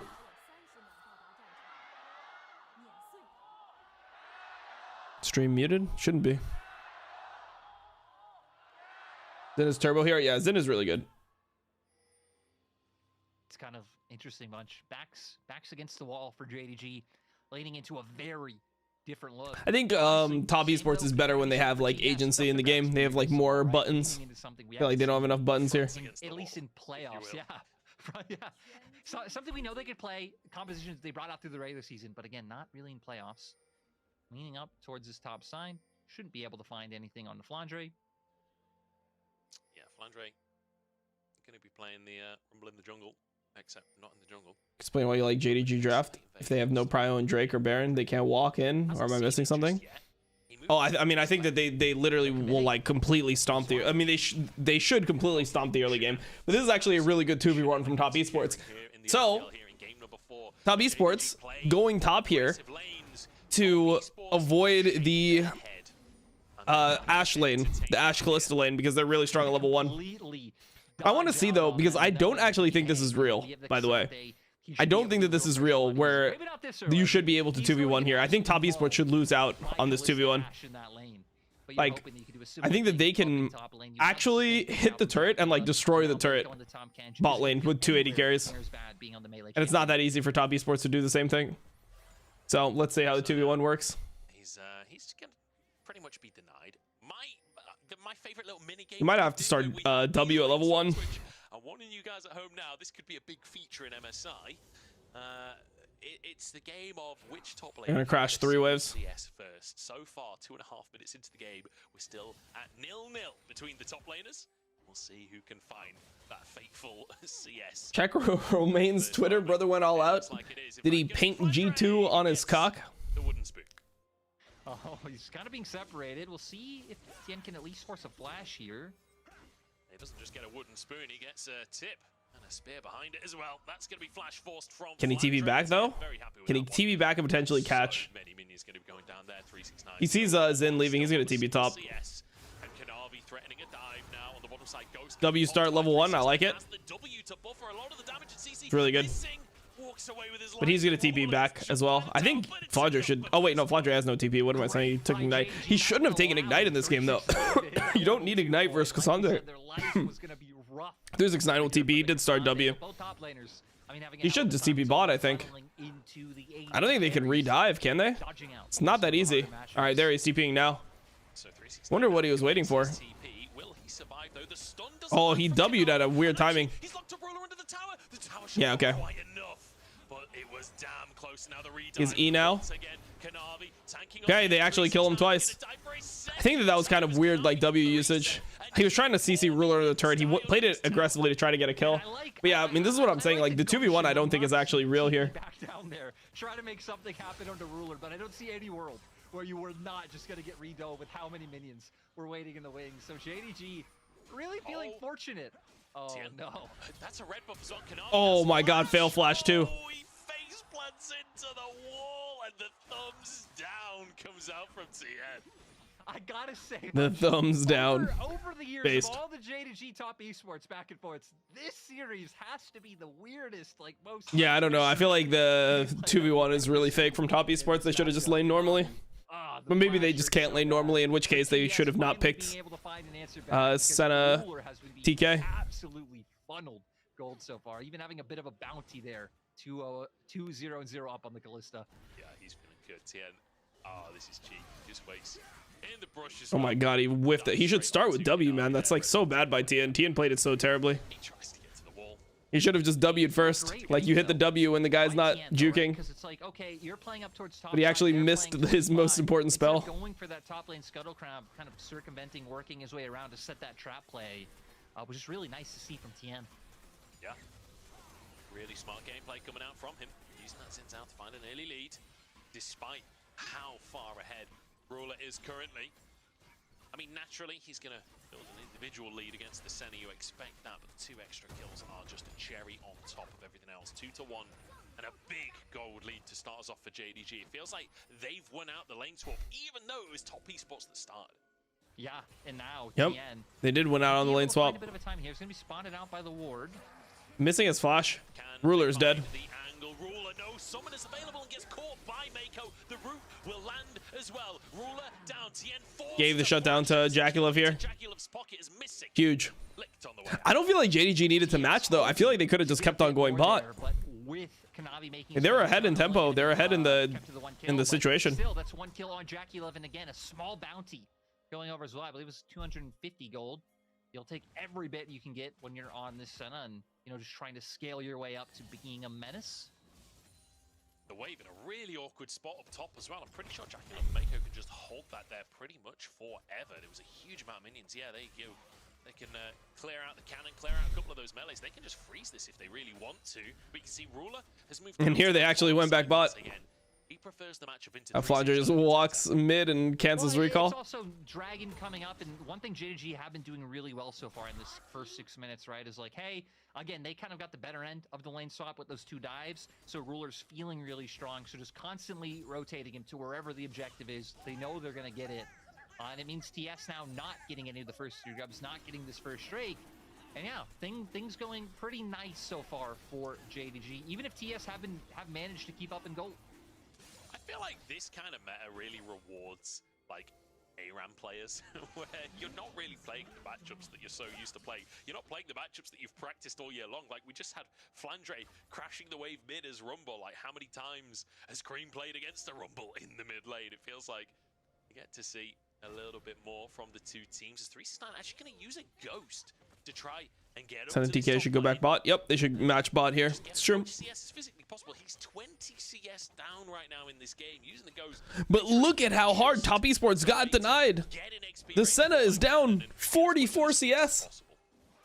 GG. You know, gonna be a bit less safe in lane if they commit resources to try. Bro, that shutdown is so big for Senna. I mean, what is the gold difference right now? Into any straight up team fights for a while, so at least won't need that in that. Dive is looking really good here. When you try to find avenues. Oh man, no one's covering it. Holy shit, this is terrible for them. This is not a fight that you can win, and now finally they get to deny some CS. A little bit of revenge for what's been going on. Kanavi's not level 6. How can you play? You have no damage. Just letting the wave die in the meantime too. Good play from Top Esports. A great grab that bit of plate gold. Cream and JDG happy to share that. Maybe even get a bonus plate as well. I love that they're just sticking around as well. No sense in stopping. Look at the experience differences. TN 6, Kanavi still only 5. You know, top esports spot lane 5 and 6 to 5 and 4 of JDG's, and more XP being denied down in that bot side. Small things like this are really making a nice difference for TES. And you know, Trouble present for JDG. Yeah, I mean, Kanavi griefed going for that crab. They had a ward and and it showed that TN was not top, so, or that TN left top. So knowing that he left top, you have to respect that he can be bot. Overall, top esports have closed that gap once again. And look at this. They don't have TP. Their ultimates before even one ult is there for either of JDG's bot laners. Really nice dive. 369 in trouble. Buffers a lot there with the W. The Jesus. Through Mako TPs into the play, denying the TK TP.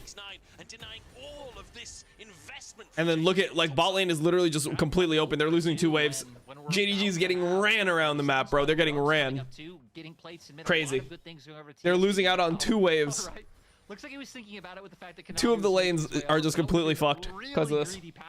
With how far behind Kanavi was if they committed, so I like the wave is pushing back to top esports bot lane, so they're in a better situation there as well. Like, hey, it's fine. They can have their 3 grubs. Let's focus on clearing these camps, which is the right decision. And the fact that you moved everyone up to this top side to answer that dive means that now the grubs. I mean, they just couldn't lane bot, so they're Callista Ashe, roam top, and now they're gonna have to try to reswap again. On the grub, 15k on either side. The only differentiation right now is where that gold is within the rosters and that first Drake that was picked up by JDG. I also love the play of TES, you know, pulling out the Senna and going towards this style of composition in what could potentially be the last game of the series. You know, letting BLG know, hey, there's still some threat here. You still have to respect our Senna. We haven't really been playing it that much because, again, it's been banned quite a bit, but always there in the back pocket. How well they've played so far. Kind of sucks. Ruler missing. We're able to get off to such a good start, but haven't been able to find the impact since. And now, I mean, technically losing out in CS. Missing is still not even level 6. So sad. Good place to be in. Cream is looking for a dive. Holy shit. Behind enemy lines, it's Cream that wants to dive from the top side. Uses that scratch. Okay, Talia is matching the dive. TP from Yagao in the meantime, though. Oh, he got kidnapped. And delivers him on a silver platter over to TN. Finds the W. Can they finish the kill? That Flandre now having flash on cooldown will be slowed. Will be okay. Gets a flash though. Q3 couldn't quite come on through. Didn't manage to. And Kanavi and Yagao get Ari's ult on the way back mid. Not bad. On the top side as well. Okay, a bit of a trade in mid. Cream looks like he's winning out on it.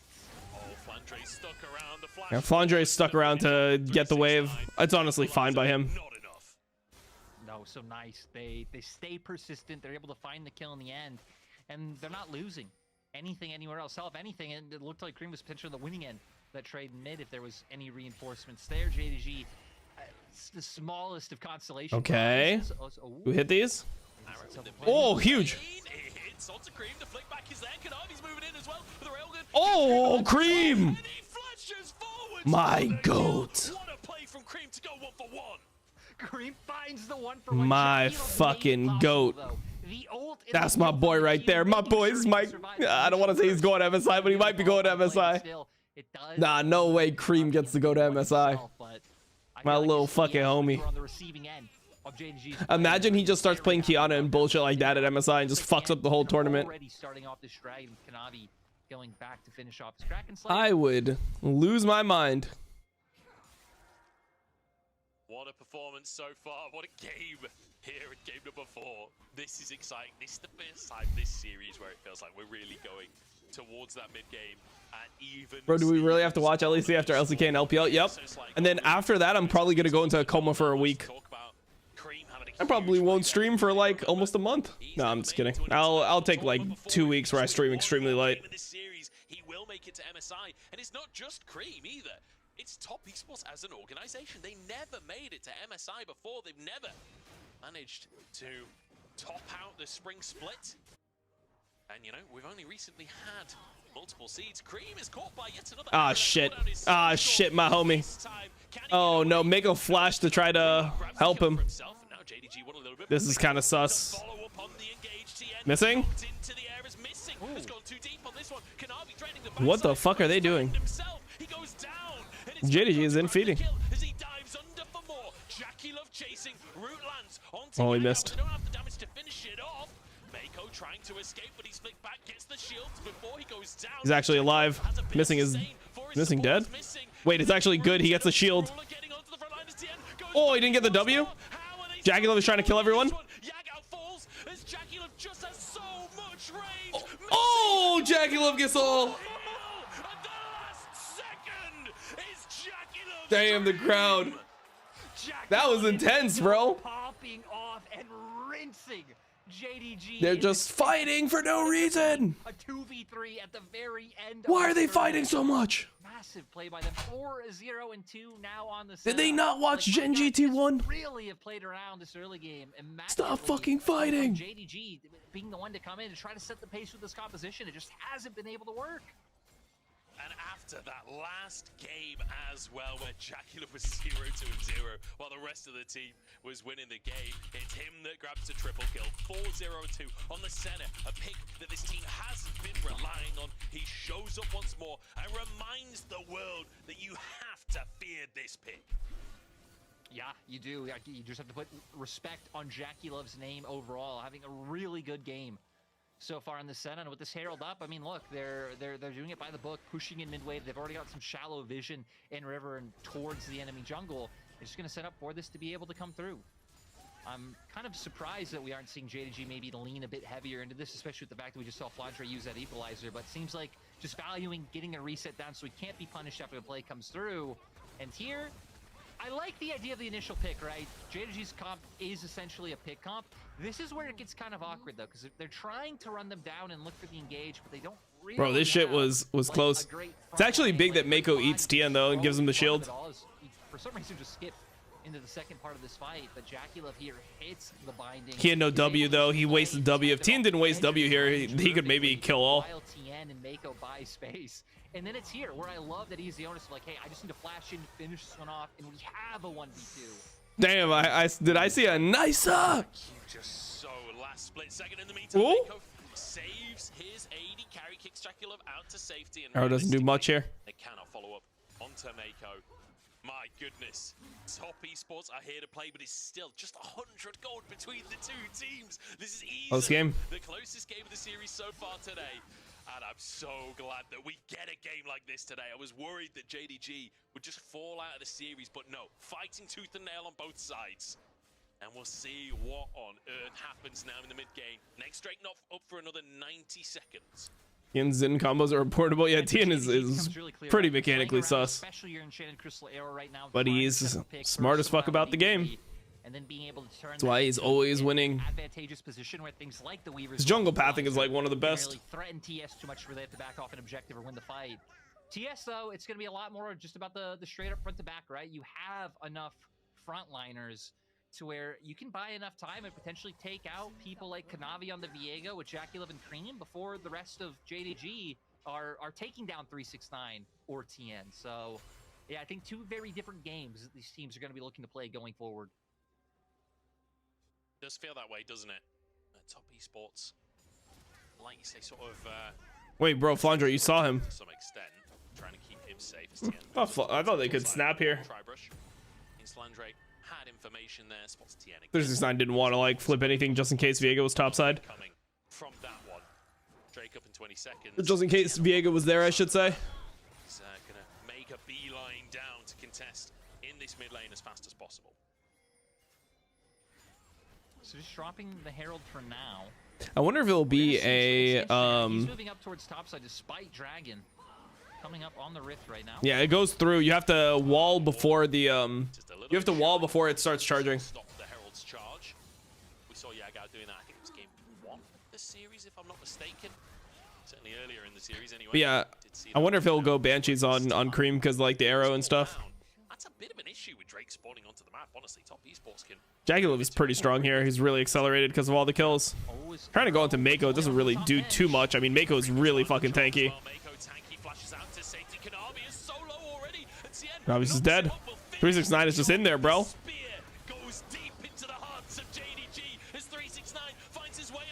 Gets eaten. Goes back in. Bro, they're just a team. And Top Esports practically Damn, the JDG boys. only 2 remain. And I thought it looked so good for JDG to start off with, just because The of Flandre's fucking boys. equalizer. It was zoning off 3 members of TES. What was it? TN and 369 in the back line, just doing work.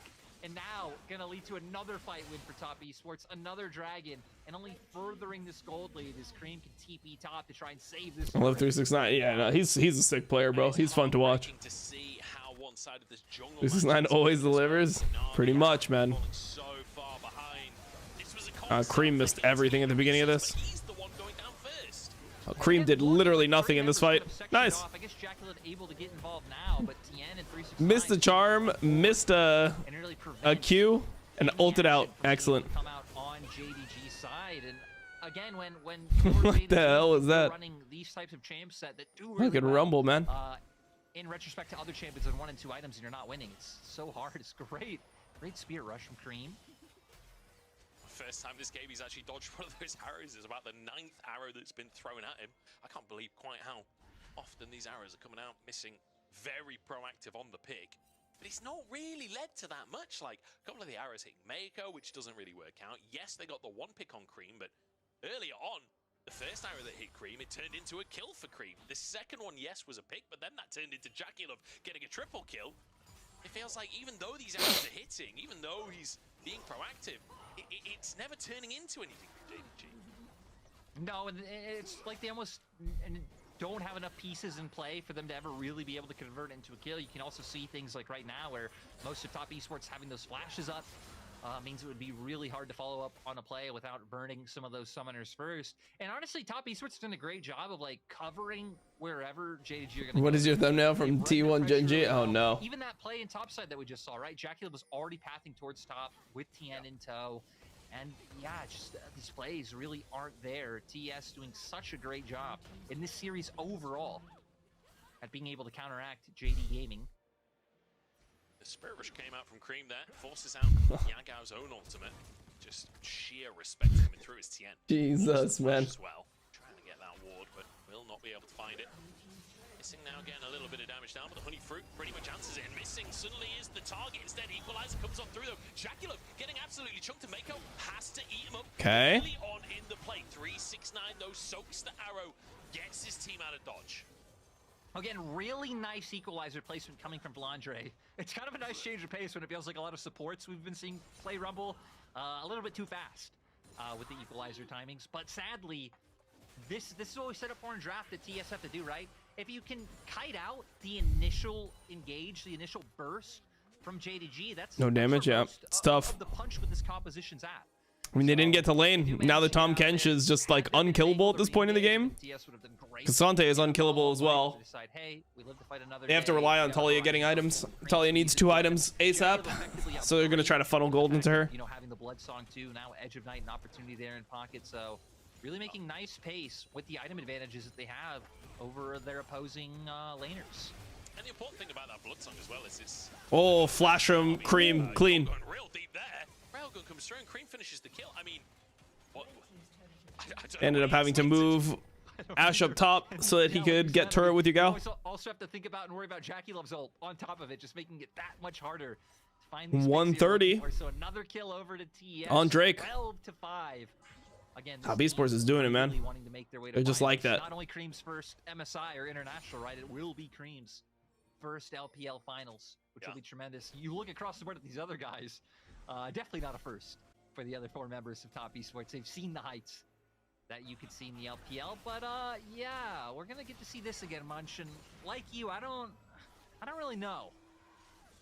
Okay, he was trying to get out of there, but then he did just kind of start the fight instead of running away. He could have moved over towards Rumble. Maybe just thinking he has the timing and right Flandre being not too far behind, they could be able to find the 2. All right, Leandro's completed, but he doesn't have Void. Like, he's nowhere close to Void. And ends up just going down for it. Really has just been a stark difference in the jungle in this series. Hell, it happened in the last series too. It's really great to see TN when he's on form. Oh, Yagao gonna be caught out. Flashes away. The charm not used though. Cream holds it until the flash is gone. Even Clean. saves the spirit rush so he doesn't get stunned. They're first tier. They're gonna try to make a play happen. They're not doing it. They CTP. Missing's just dead. It's over, bro. It's over. You can tell that they're fucked. You can tell mentally they're just done. The only tragedy is that these kills are found on the bottom half of the map. Because if not, right, maybe they could have turned this into a Baron bait, try and get a turn, try and get a huge fight. Luckily for them, Dragon coming up in 1 second. So they should be able to convert this at least into an objective. And now being on Soul Point, like, this is huge for TES. I mean, just look at the scoreboard, man.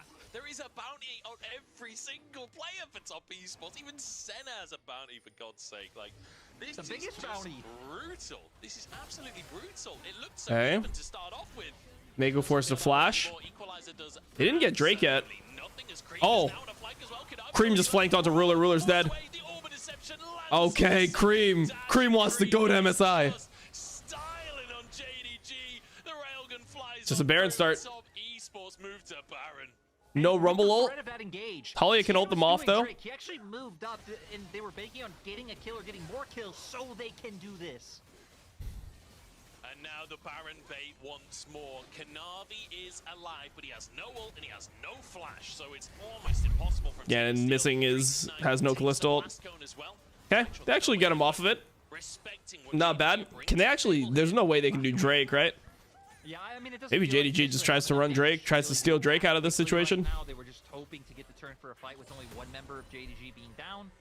So I think it was, you know, the right idea. Don't overcommit to the Baron, look for the turn. The angle wasn't there as we saw 369 trying to find the flank. This does mean, though, that they've kind of just wasted this last minute. The straight could have already been taken, but hell, it looks like JDG accept and acknowledge that this is still top esports, Dragon. I mean, I'm enjoying watching the Cream Ari this game as well. I feel like these scraps have been looking real good for him. He's on 9 stacks on that Dark Seal. We'll see if he commits to the Medjais. This game could qualify him for his first ever finals. It could qualify top esports for their first ever MSI. And he is looking good on a playmaking champion. No more of the corky, no more of that kind of nonsense.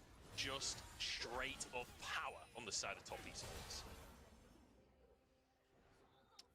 We're going to at least be able to keep tabs of where TES are going right now. And you can see top esports really wanting to be able to bait and play around this Baron again, because look at the mini-map. The side waves already pushed out. Those are in order. Like someone from JDG would need to go and catch those. Yeah. So top esports can keep playing the waiting game, re-clear out the vision, re-push out mid.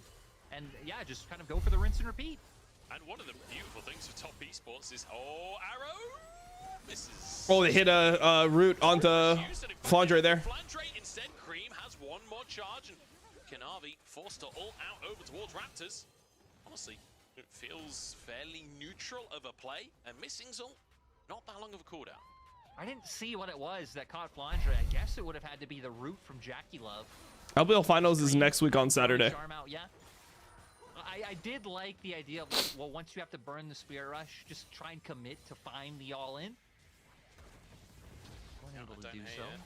Yeah, I gotta try to find a flick back there, but it is just gonna be Cream clearing the wave in the end. Another soul for Jackie Love. I've not seen. No, Ruler has no summoners. I promise you. He used them in the last fight when Cream jumped on him. He's probably broached the 100 mark. In fact, yeah. They just play for Oceans. I mean, Ocean Soul is so OP for them. Right there at the bottom left. It's actually just over, I think. It's 3,000 gold lead, almost 4. And top esports again return to controlling the Baron area. It's still 3 minutes until that next Drake comes up. And for top esports, you know, this is such an important game for them. Not just wanting to make it to internationals again, but wanting an opportunity to rematch BLG to try and win the LPL once more. They've been such. I think LPL is weaker compared to last year. No, I think it's stronger compared to last year. They haven't been that successful historically in actually winning the LPL. Like, there was no team that looked as good as BLG for TES, right? I mean, hell. Does right now last year. Like, JDG did not look close to as good as BLG did this year in their first split together. Not able to convert it. Right now looking like they'll be able to head back here, but even then, sadly not able to convert. They just lost, like, they lost more series. They've been able to do Just that. lost more games overall. Now with a different look, keeping 369 down towards bot, has TP to join in. Arrow lands, but it's not really the best target. Flip back onto TN doesn't really matter. I mean, it just feels like it fizzles out, doesn't it? It doesn't feel like there's that much really coming out from JDG. Like BLG was considered like, pretty much like a fluke. And nothing happened. No. It's just so awkward, right? Because who really can safely walk Yeah, I up? don't know. No one. I mean, even Kanavi being on the Viego, if he goes too far forward and gets caught by something, Okay. they can just put him down. Just a free kill. They killed Yagao. That's gonna be Baron. Yagao kill is enough to get Baron. They're headed towards finals if they can finish this game. 2 picks come on through. Head towards MSI if they can finish this. They break this, go Baron. Will be taken. Kanavi, Ruler, and missing. They have to stop this Baron going down. We're going to see what they're able to do. Because TES, very easy time, just head over there. But it's so awkward. Even like your AoE damage and your poke that could be there from the Taliyah or the Rumble. Not gonna do so. Flash forced by Cream. Good spirit rush. JDG 23 clears BLG 2024. That's because you're comparing like JDG one. They were on the golden road, and once they like went to MSI and looked good to MSI, compared to like a team at this point in their split. Like BLG was significantly more dominant than JDG was. Yeah, top esports now going to be able to reset, get on the map. And even like JDG games, like they didn't have like that defined of a style early on. It wasn't like they were like the insane team fighting team until MSI. The root landing from Jackie Love. They just looked because they looked like they were winning because their players were just like good, but they didn't play like a team really until during MSIs where they looked like really cohesive. Straight to the objective. And now, I mean, this could be the fight that decides it all. Oh, Flandre is caught and he's just not tanky. Cream resets on the spirit rush, looking for more as well. Kanavi caught with the charm. Can't quite finish that kill, but honestly, a chunk. Jackaliv has 120 stacks on Senna. He is cracked. And get to Soul for TES. It has been over a year since Yeah, they get Drake here. They get Soul. They were there in 2020. Should be a wrap. It eluded them. And it's nice to see 18-5, Ocean Soul picked up, Baron in pocket. I mean, it is time for another top esports finals.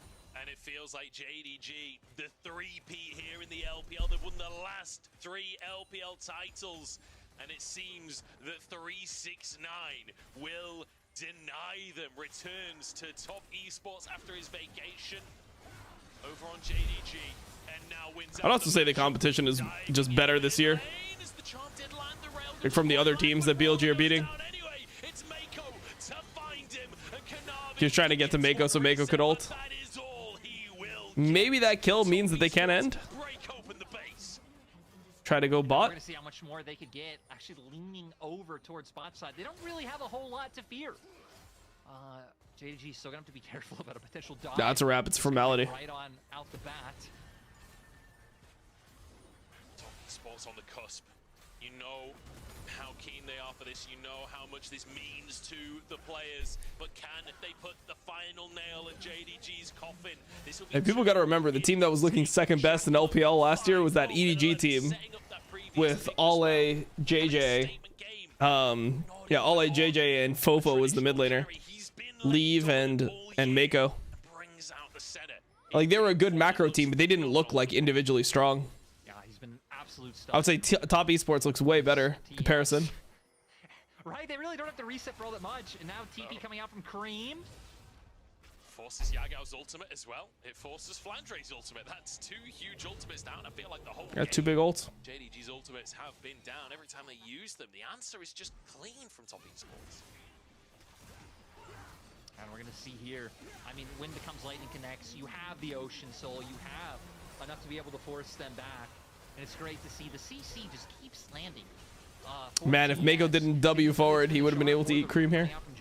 Sure, Cream goes down in the end, but it doesn't really feel like it changes anything for TES.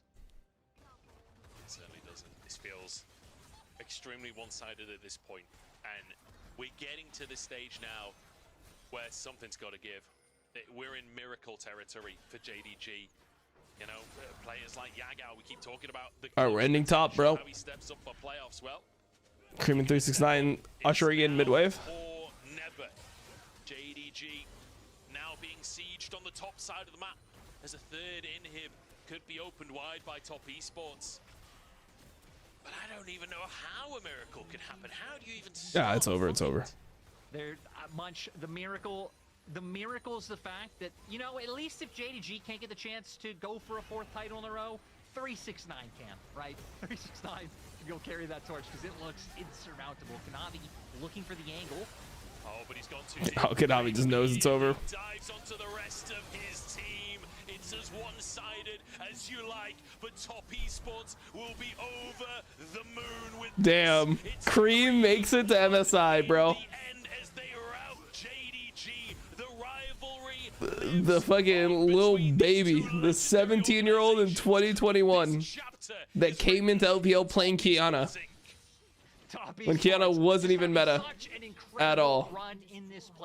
Playing only melee champs, has now made it to MSI, bro. Look at the smile, bro. Look at him. He still looks like a baby. 369 will return to the finals. He will return to MSI, and he will attempt to defend his titles. The whole God team damn. of Top Esports stepping up this year and looking dominant as they make finals. Yep, 10 Chinese players at MSI. Again, a lot of people look at JDG's success last year. They credit it tonight with how the swamp has ended up going. But 369, the guy who really deserves a lot of the praise, even if playstyle. He's like, yeah, bitch, I carried your asses. The streak even started before. Knight made his way to JDG. The MSI experience is based on me, not the team. LPL in a row is just tremendous. Like you said, all of Top Esports stepping up throughout this playoffs. It's been a pleasure. Yeah, they were the better team, bro.